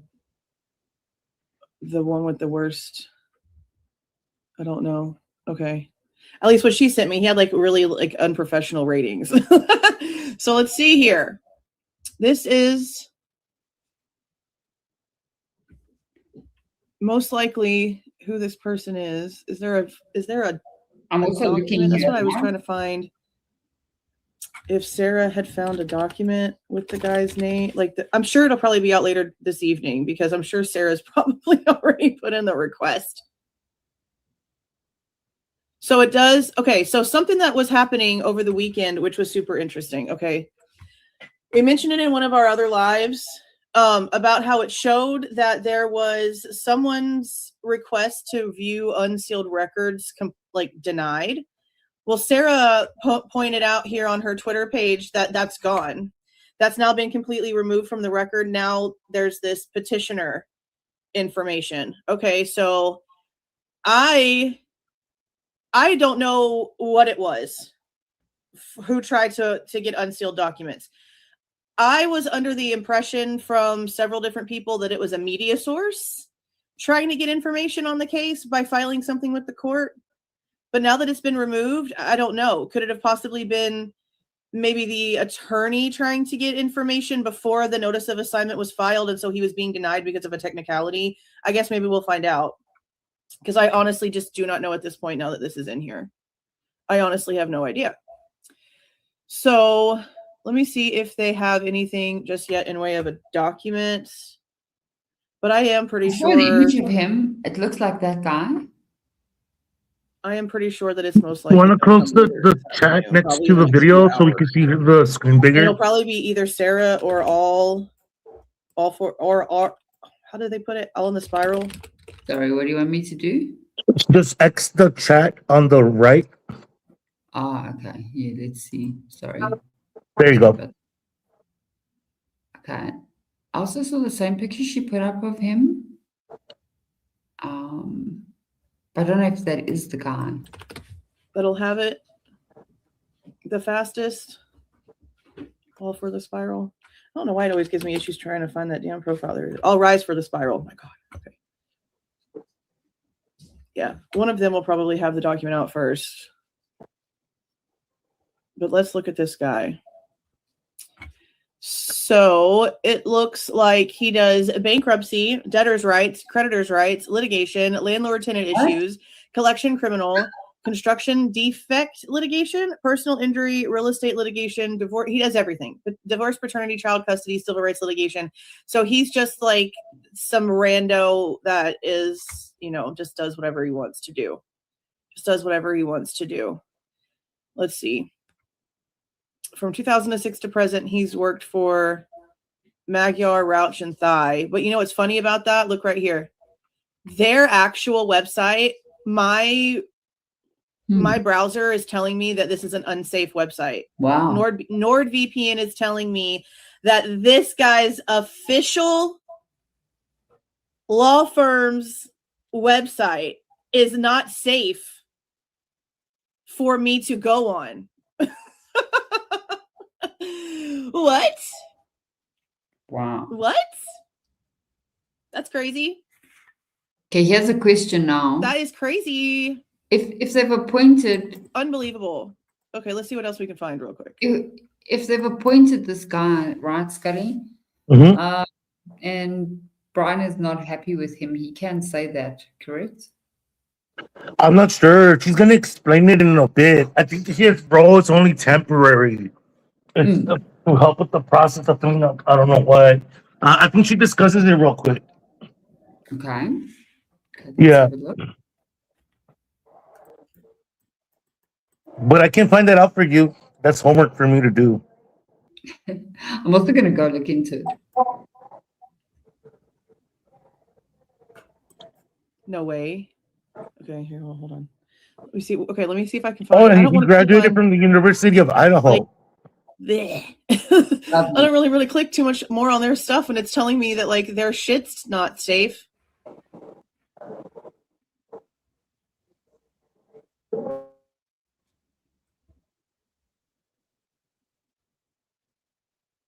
Here's another page. Is he licensed in California? Is this the same guy? No, this is a different guy. Nope, this guy has a different middle initial.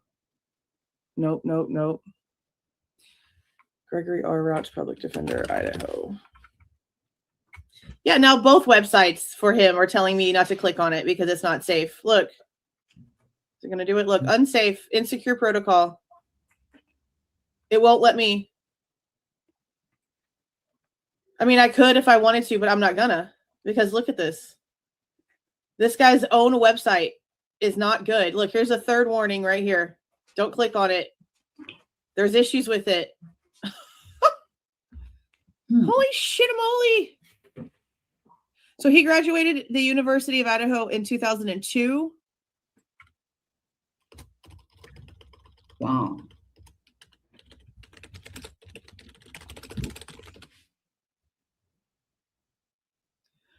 I'm scared. Is it? I mean, isn't it the website I've already kind of like been on? Okay, maybe not. Okay, well, this one says it's okay. Oh, look, website's no longer available. So they also have just like their trash still sitting out here. Look, no longer available. Get rid of your trash out on the internet, you damn litterers. That's crazy. Yeah, right here. Okay, here we go. Gregory Richard Rauch. General practice, Chapter 7 bankruptcy, Chapter 13, all the things. Okay. It says, let me get this bigger.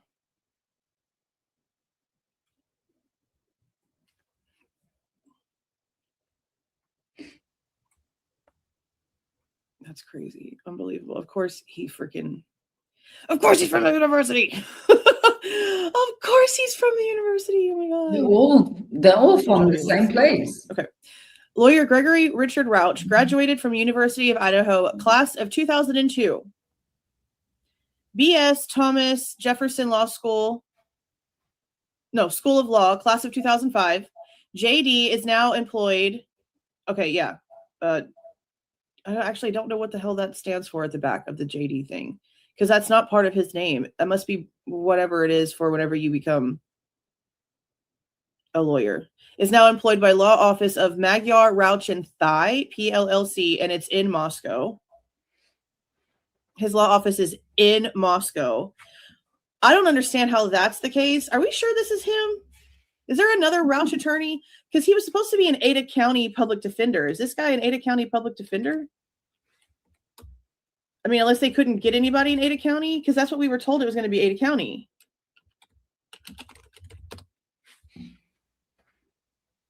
That's crazy that they didn't stay in Ada County. Rauch, lawyer, Ada County. Let's see if it does anybody else.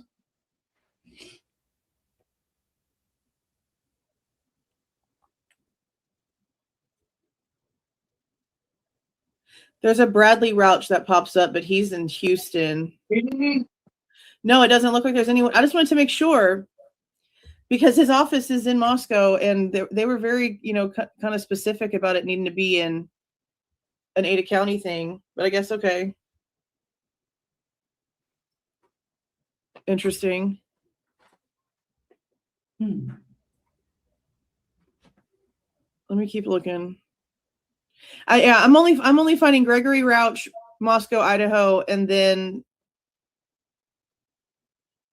Bradley Rauch in Houston. And I typed in Rauch lawyer, Ada County, just so that would like pop up anything. She's about to find the review. Well, once she reads the review, we don't have to finish watching it. No, he's the only one in the whole state with that name that's an attorney, it looks like. Yeah, the only other one that keeps popping up for me is the Bradley guy in Houston. See right here. Rauch, lawyer, Idaho.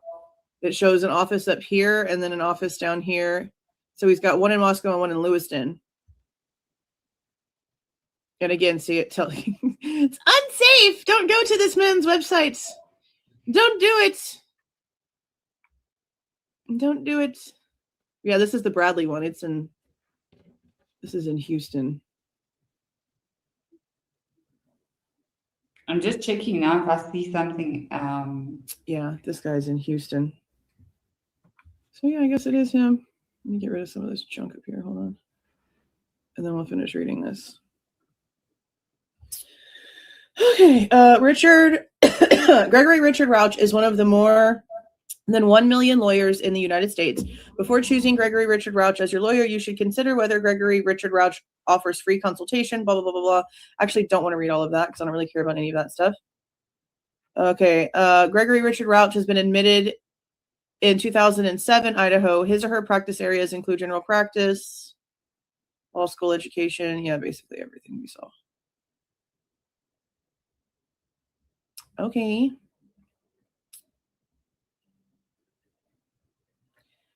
Interesting. I'm trying to see, but I don't see any record of this as well. Hey? Let me go back to where it showed the reviews, because that's what Witten had sent me. Would you say? I didn't hear you.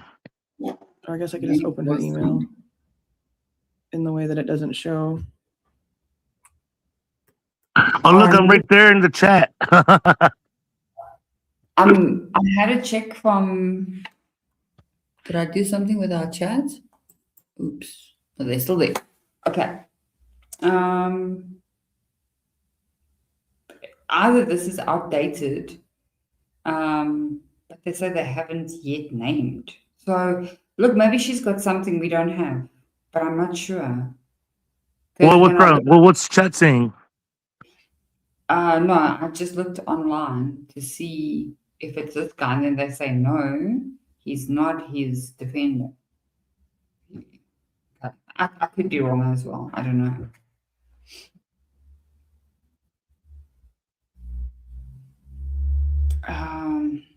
I agree. She's just a devil woman. I agree. No, I don't know. I don't find anything on my side. Jules probably has more than what we have. Find what? Much about this guy, other than what she. Oh, you'll see right now. You'll see right now. She's gonna find a review, and then you're gonna get to exactly see what kind of guy this is. Okay. Let's have a look.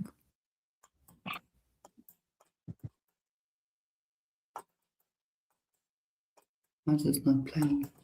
Her stuff, and then open it and show you. Okay.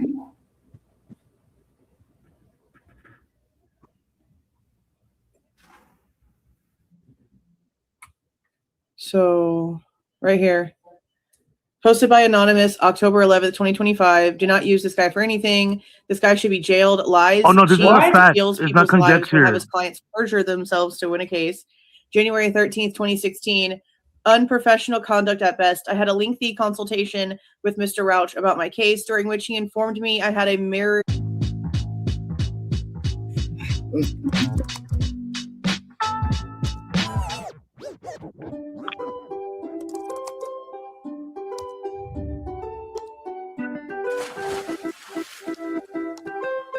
Respond 3 months later. I have called over 8 times, left messages with his paralegal, written emails, etc., and gotten 0 response. I even asked for a referral if he had decided to not help with my case, and I have gotten nothing, not even my documentation back, a phone call, form letter, etc. When someone needs legal help with a time-sensitive issue, this is very unprofessional. It takes 2 minutes to make a phone call or send an email when I have wasted time waiting on help that is promised and apparently not forthcoming.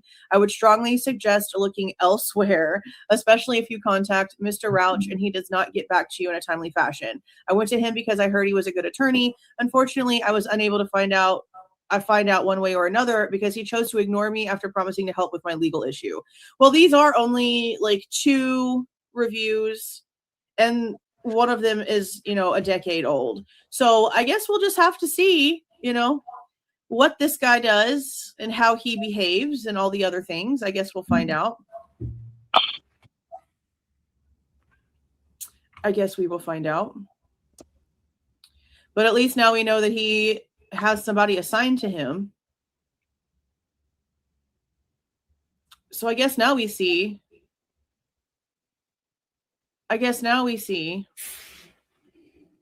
how long it takes for the, professional motion to be filed, because that's what's supposed to happen next. What's supposed to happen next is they're supposed to file like an attorney petition now, a more legal petition from the lawyer's point of view, the way the lawyer writes it. And I'm assuming that one's most likely going to have more detailed information. But I'm guessing he's going to have to meet with Brian first before he can write anything, because he can't just go off, based off of just what was submitted. Like, they're going to have to sit down and have a conversation. Thank you so much for the 10 gifted memberships, Kawanda. I appreciate that. Thank you so much. Hi. Thank you for the $4.99, Brianna. Oh, I appreciate it. I feel like So we're gonna have to just kind of see what happens. Yeah, we're gonna have to wait and see what happens. I was gonna ask you, have you seen the Brian Edson? I did see it. We're gonna cover it. I think. Let me speak to. I'm just gonna remove this one. I don't want to play too much of it. Can you add that video that it's backstage real quick? The one that says 2026 to the stage. This one, the one we were playing. It's behind. It's backstage. You will add it like if you're adding a new guest. Was in that house. Okay, I've got about 10 minutes. No way, that's impossible. Wait, what house? The one we were investigating. He was there. This changes everything. We need to go back. What about the ping pong table? Why steak? Okay. I wanna cover this video, Scully. Do you want to watch it? Have you watched it yet or no? No, I'm gonna watch it now. We're gonna watch it now. I did watch it on TikTok. I watched it on TikTok. Which one did you want to watch? Did you want to watch the Brian Enton or the Jesse Weber? No. We're gonna do that one together with Big Amish. You, me. Oh, okay, bet. Got you. Okay, no worries. So when I end, don't leave. Stay behind, okay? Oh, okay. Okay. But we're gonna. Oh, can you put it back up? Sorry, can you put it back up? Oh, you want me to put it back up? Sorry, I don't know what it did there. Oh no, I took it off because I'm like, oh, I don't know. It's because this has spoilers, so I don't want to ruin it for you and Big Amish. No, put it back up. Put it back up. It's all good.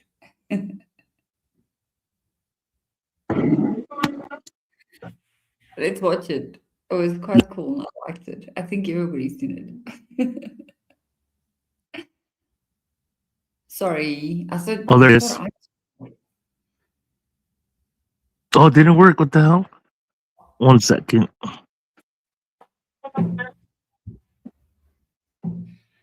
I think when we do this video and we talk about it, because I did send it to Big Amish, then we'll do another live chat on that, and then you can join us. Okay. How come it's not letting me add it no more? That's weird. Where is it? Let me see.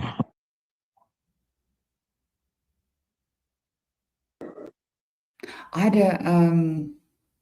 Hold on, I have to refresh the browser. 1 sec. I'm gonna come back right now. I think this thing with Thyray was planned that way. I think that's why it turned. I'm like, people are getting disappointed in Cyril, but Cyril never declared or claimed Brian's innocence. It was more for like he wanted his name on a high profile case where he got quote unquote a guilty guy off scot-free based on a technicality because they abused his rights and like a due process of the investigation. So at the same time, he was saying he doesn't want an innocent person pleading guilty because of the misrepresentation of his software. So Cyril always thought BK was guilty, but for him to go this far to say the things he's saying now, I question his motive, because I'm like, is he just being a Trojan horse and is gassing up the G family so we get this trial? Yeah, I think we're gonna talk about that in the next video, because we're gonna play it from Brian Enton's interview. Yeah, we'll play it from there. Where's your video? Oh, it didn't let me add it. I don't know why. Hold on, let me see. Just send it to me, then I can add it. I think. I don't know. Do you have a link? I have to play a link. Yeah.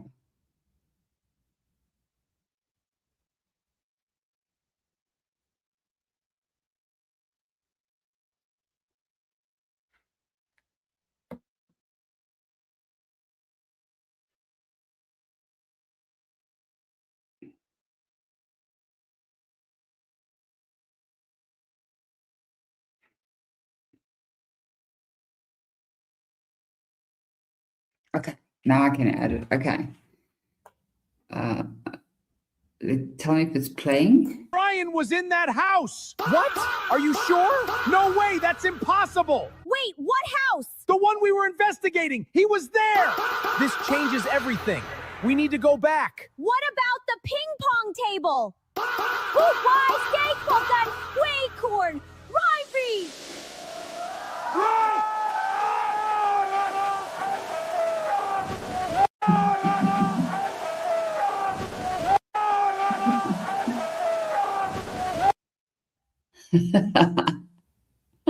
Let's play it again. Hold on. Brian.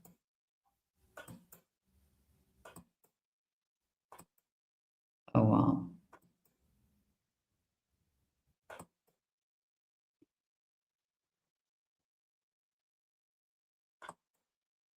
There's no playing.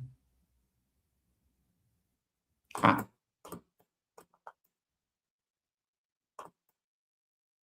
Ellie, I'm trying to add you. There you go. I was going to tell you. Have you watched any of the interviews the Steve family has done? Not with Cyril. Yeah, I did. I've been watching it, so I'll be making some notes. Which ones have you watched? Okay, so the Crime Con. I covered the Crime Con. The thing is, that one is behind a paywall. So I did a reaction. Live. I don't know if you want to watch that one real quick. It's when they were at Crime Con. How long is it? Let me see. One sec.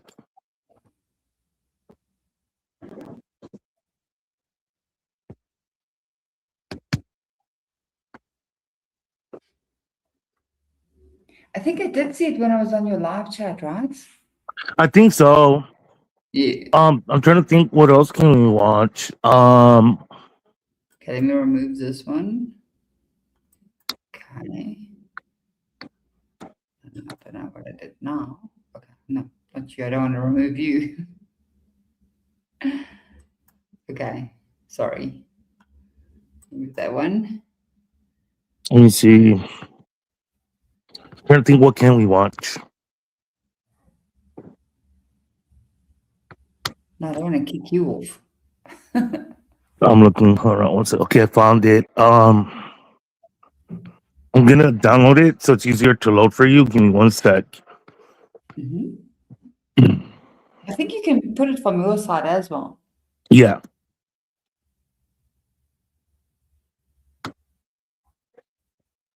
Oh wow, these people. I'm downloading it. One sec.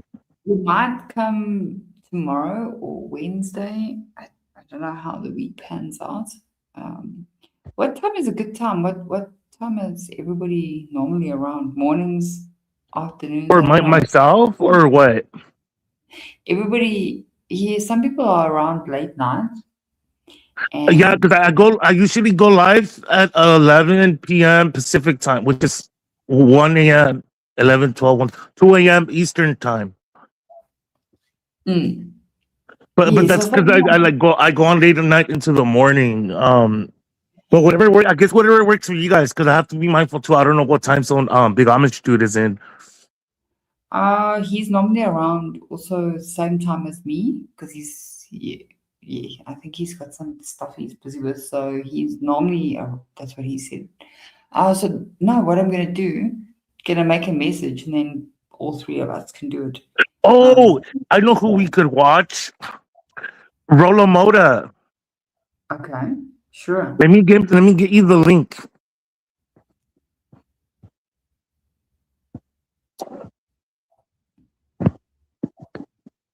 I'm kind of watching here and there, but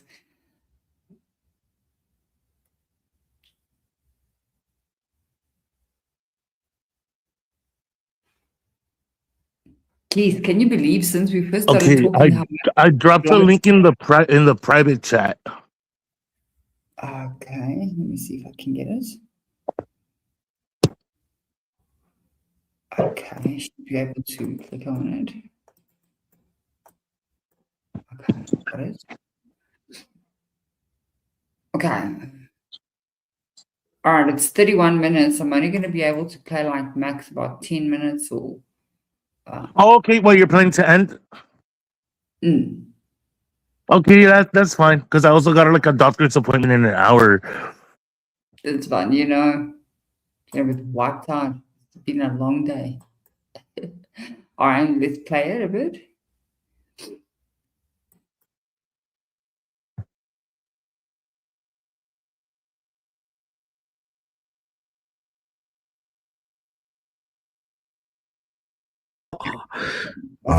Trip there's content that I didn't want it to go to waste, so check this out.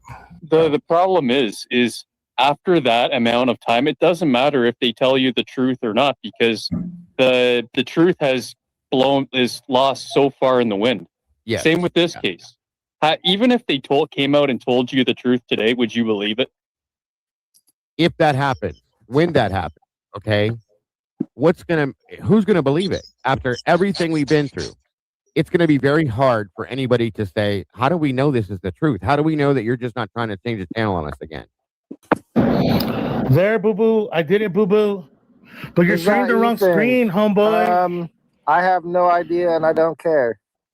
Fair enough. Press play off.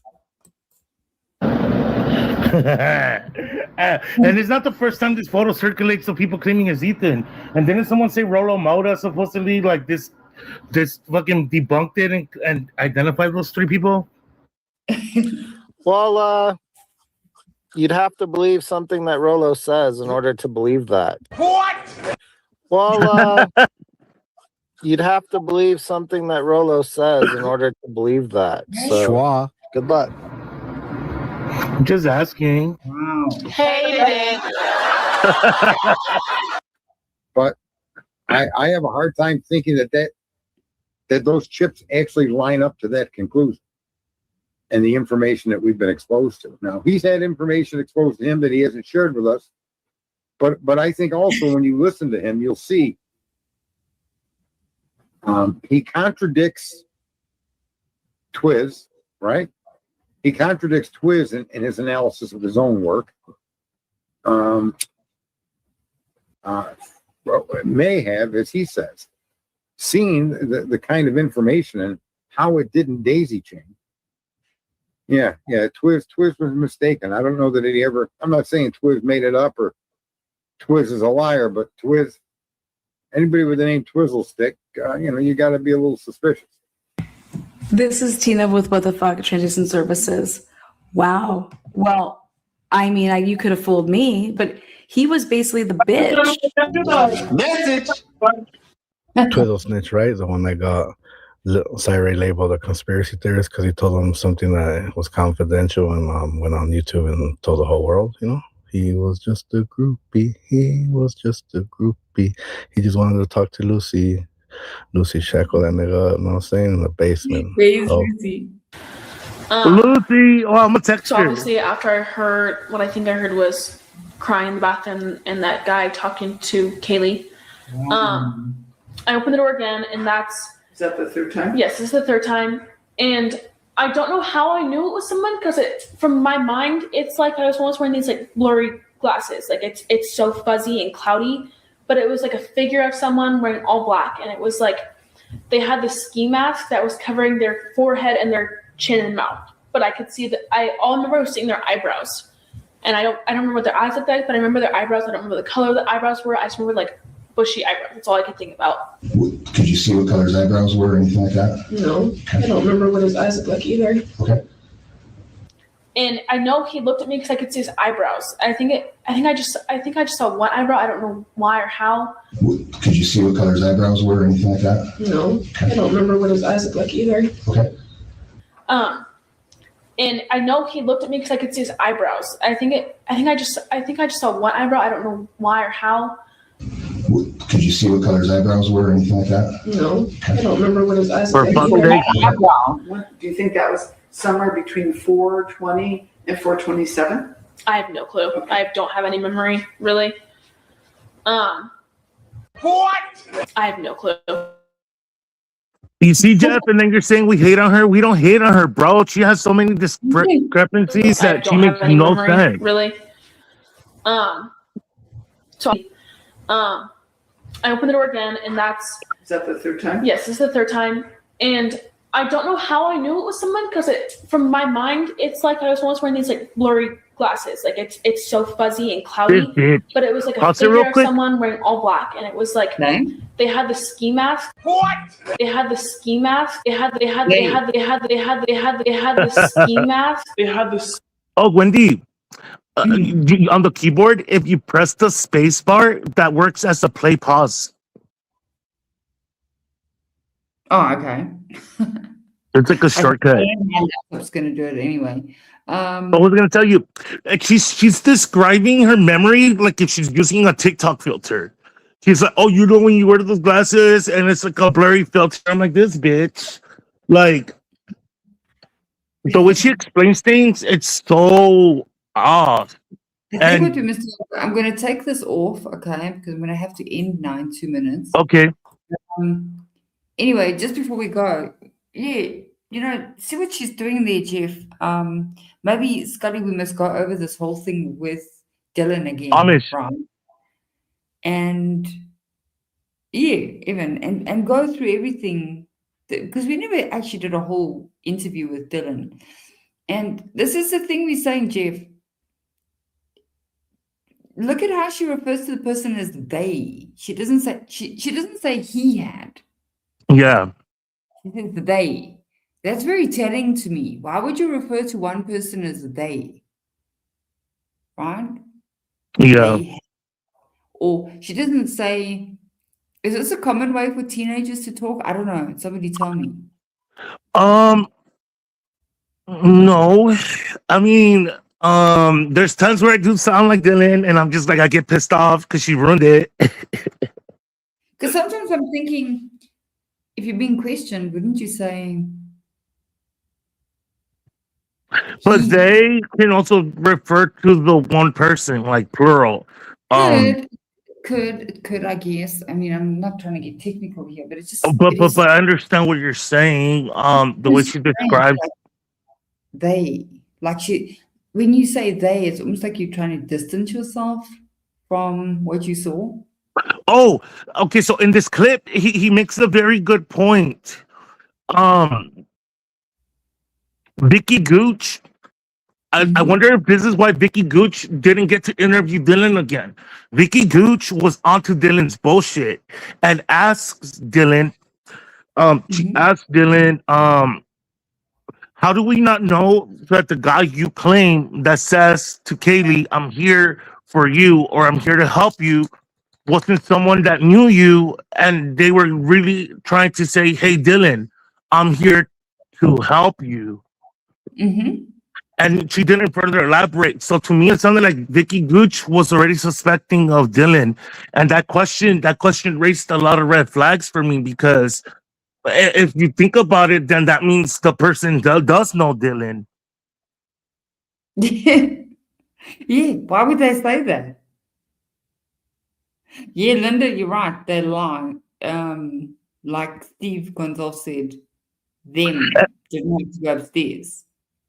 Yeah, when you're lying, it's true. That's the thing. When you're lying, you kind of have to think, what did I say again?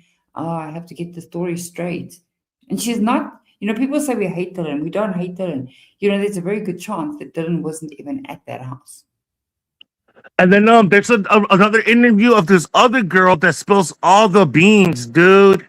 Yeah, before that, I also want to play that. So there's so much. There's so many videos that's come out now. Yeah. And this one with Jack that's came out as well. Oh yeah, and then Jackie talks about okay, so they try to press him about Kaylee's cocaine use. The thing was, the messages that they were questioning him about were messages 2 years prior to the unalivings. And the thing was, it seems like Kaylee was about the party style. And it seemed like they were trying to insinuate that the reason why they broke up was because Jack wasn't into that lifestyle. So you can see why Jack Decor maybe wasn't invited or wanted around. He was looked like as a party pooper. And so the messages that they were throwing in his face, trying to fish information from what I was thinking about this interview was, if they're really trying to investigate a drug ordeal or drug pin or drug connections, they would have not interviewed him over the phone. They would have gone to him in person and talked to him. And so then Jack, obviously he didn't give him any information, but they were trying to bring something up from the past. And then like in one of the text messages, they claimed that Kaylee had said, oh, he was telling him about cocaine and he was like, he's not into that. And then she was basically saying, oh no, in 3 months you're going to try it because everybody's doing it. So. Wow. Yeah, geez, there's just too many things that don't add up when you look at this whole case. Oh, and then the interview of this recent girl, she talks about the blood. She talks about the blood that's smeared on the wall at the Whites. Claims that she was having a party and that it was someone's nosebleed. It was someone's nosebleed, and then they smeared the blood on the wall. I saw that. I did. I did see that, and a bracelet as well. And the bracelet, exactly. So then I'm like thinking, okay, so is that why they didn't further look into it? Did they just take her word for it? And then rumors are saying that she's the plug where everybody would get the drugs. And it's funny because the detective's like, oh, did you see any drugs? It's like, no, we didn't see any drugs. We were just doing them. Please do me a favor. Please don't call us pro burgers because it's boring. Can't find another insult. I want to be insulted in I'm a new burger. Scully Newburger. Nosebleed. Imagine. I've never seen somebody's nose bleed that much. I've seen nosebleeds. But okay, everyone, I'm going to end. Scully, stay with me. I will see you guys tomorrow or Wednesday. Thank you for watching. Go and record anything you can or save anything you can on your device from Brewski's channel. I'm going to tag him in this. He needs to be called out. He's an asswipe. All right, guys. Thank you. Thank you. Bye, everyone. Bye.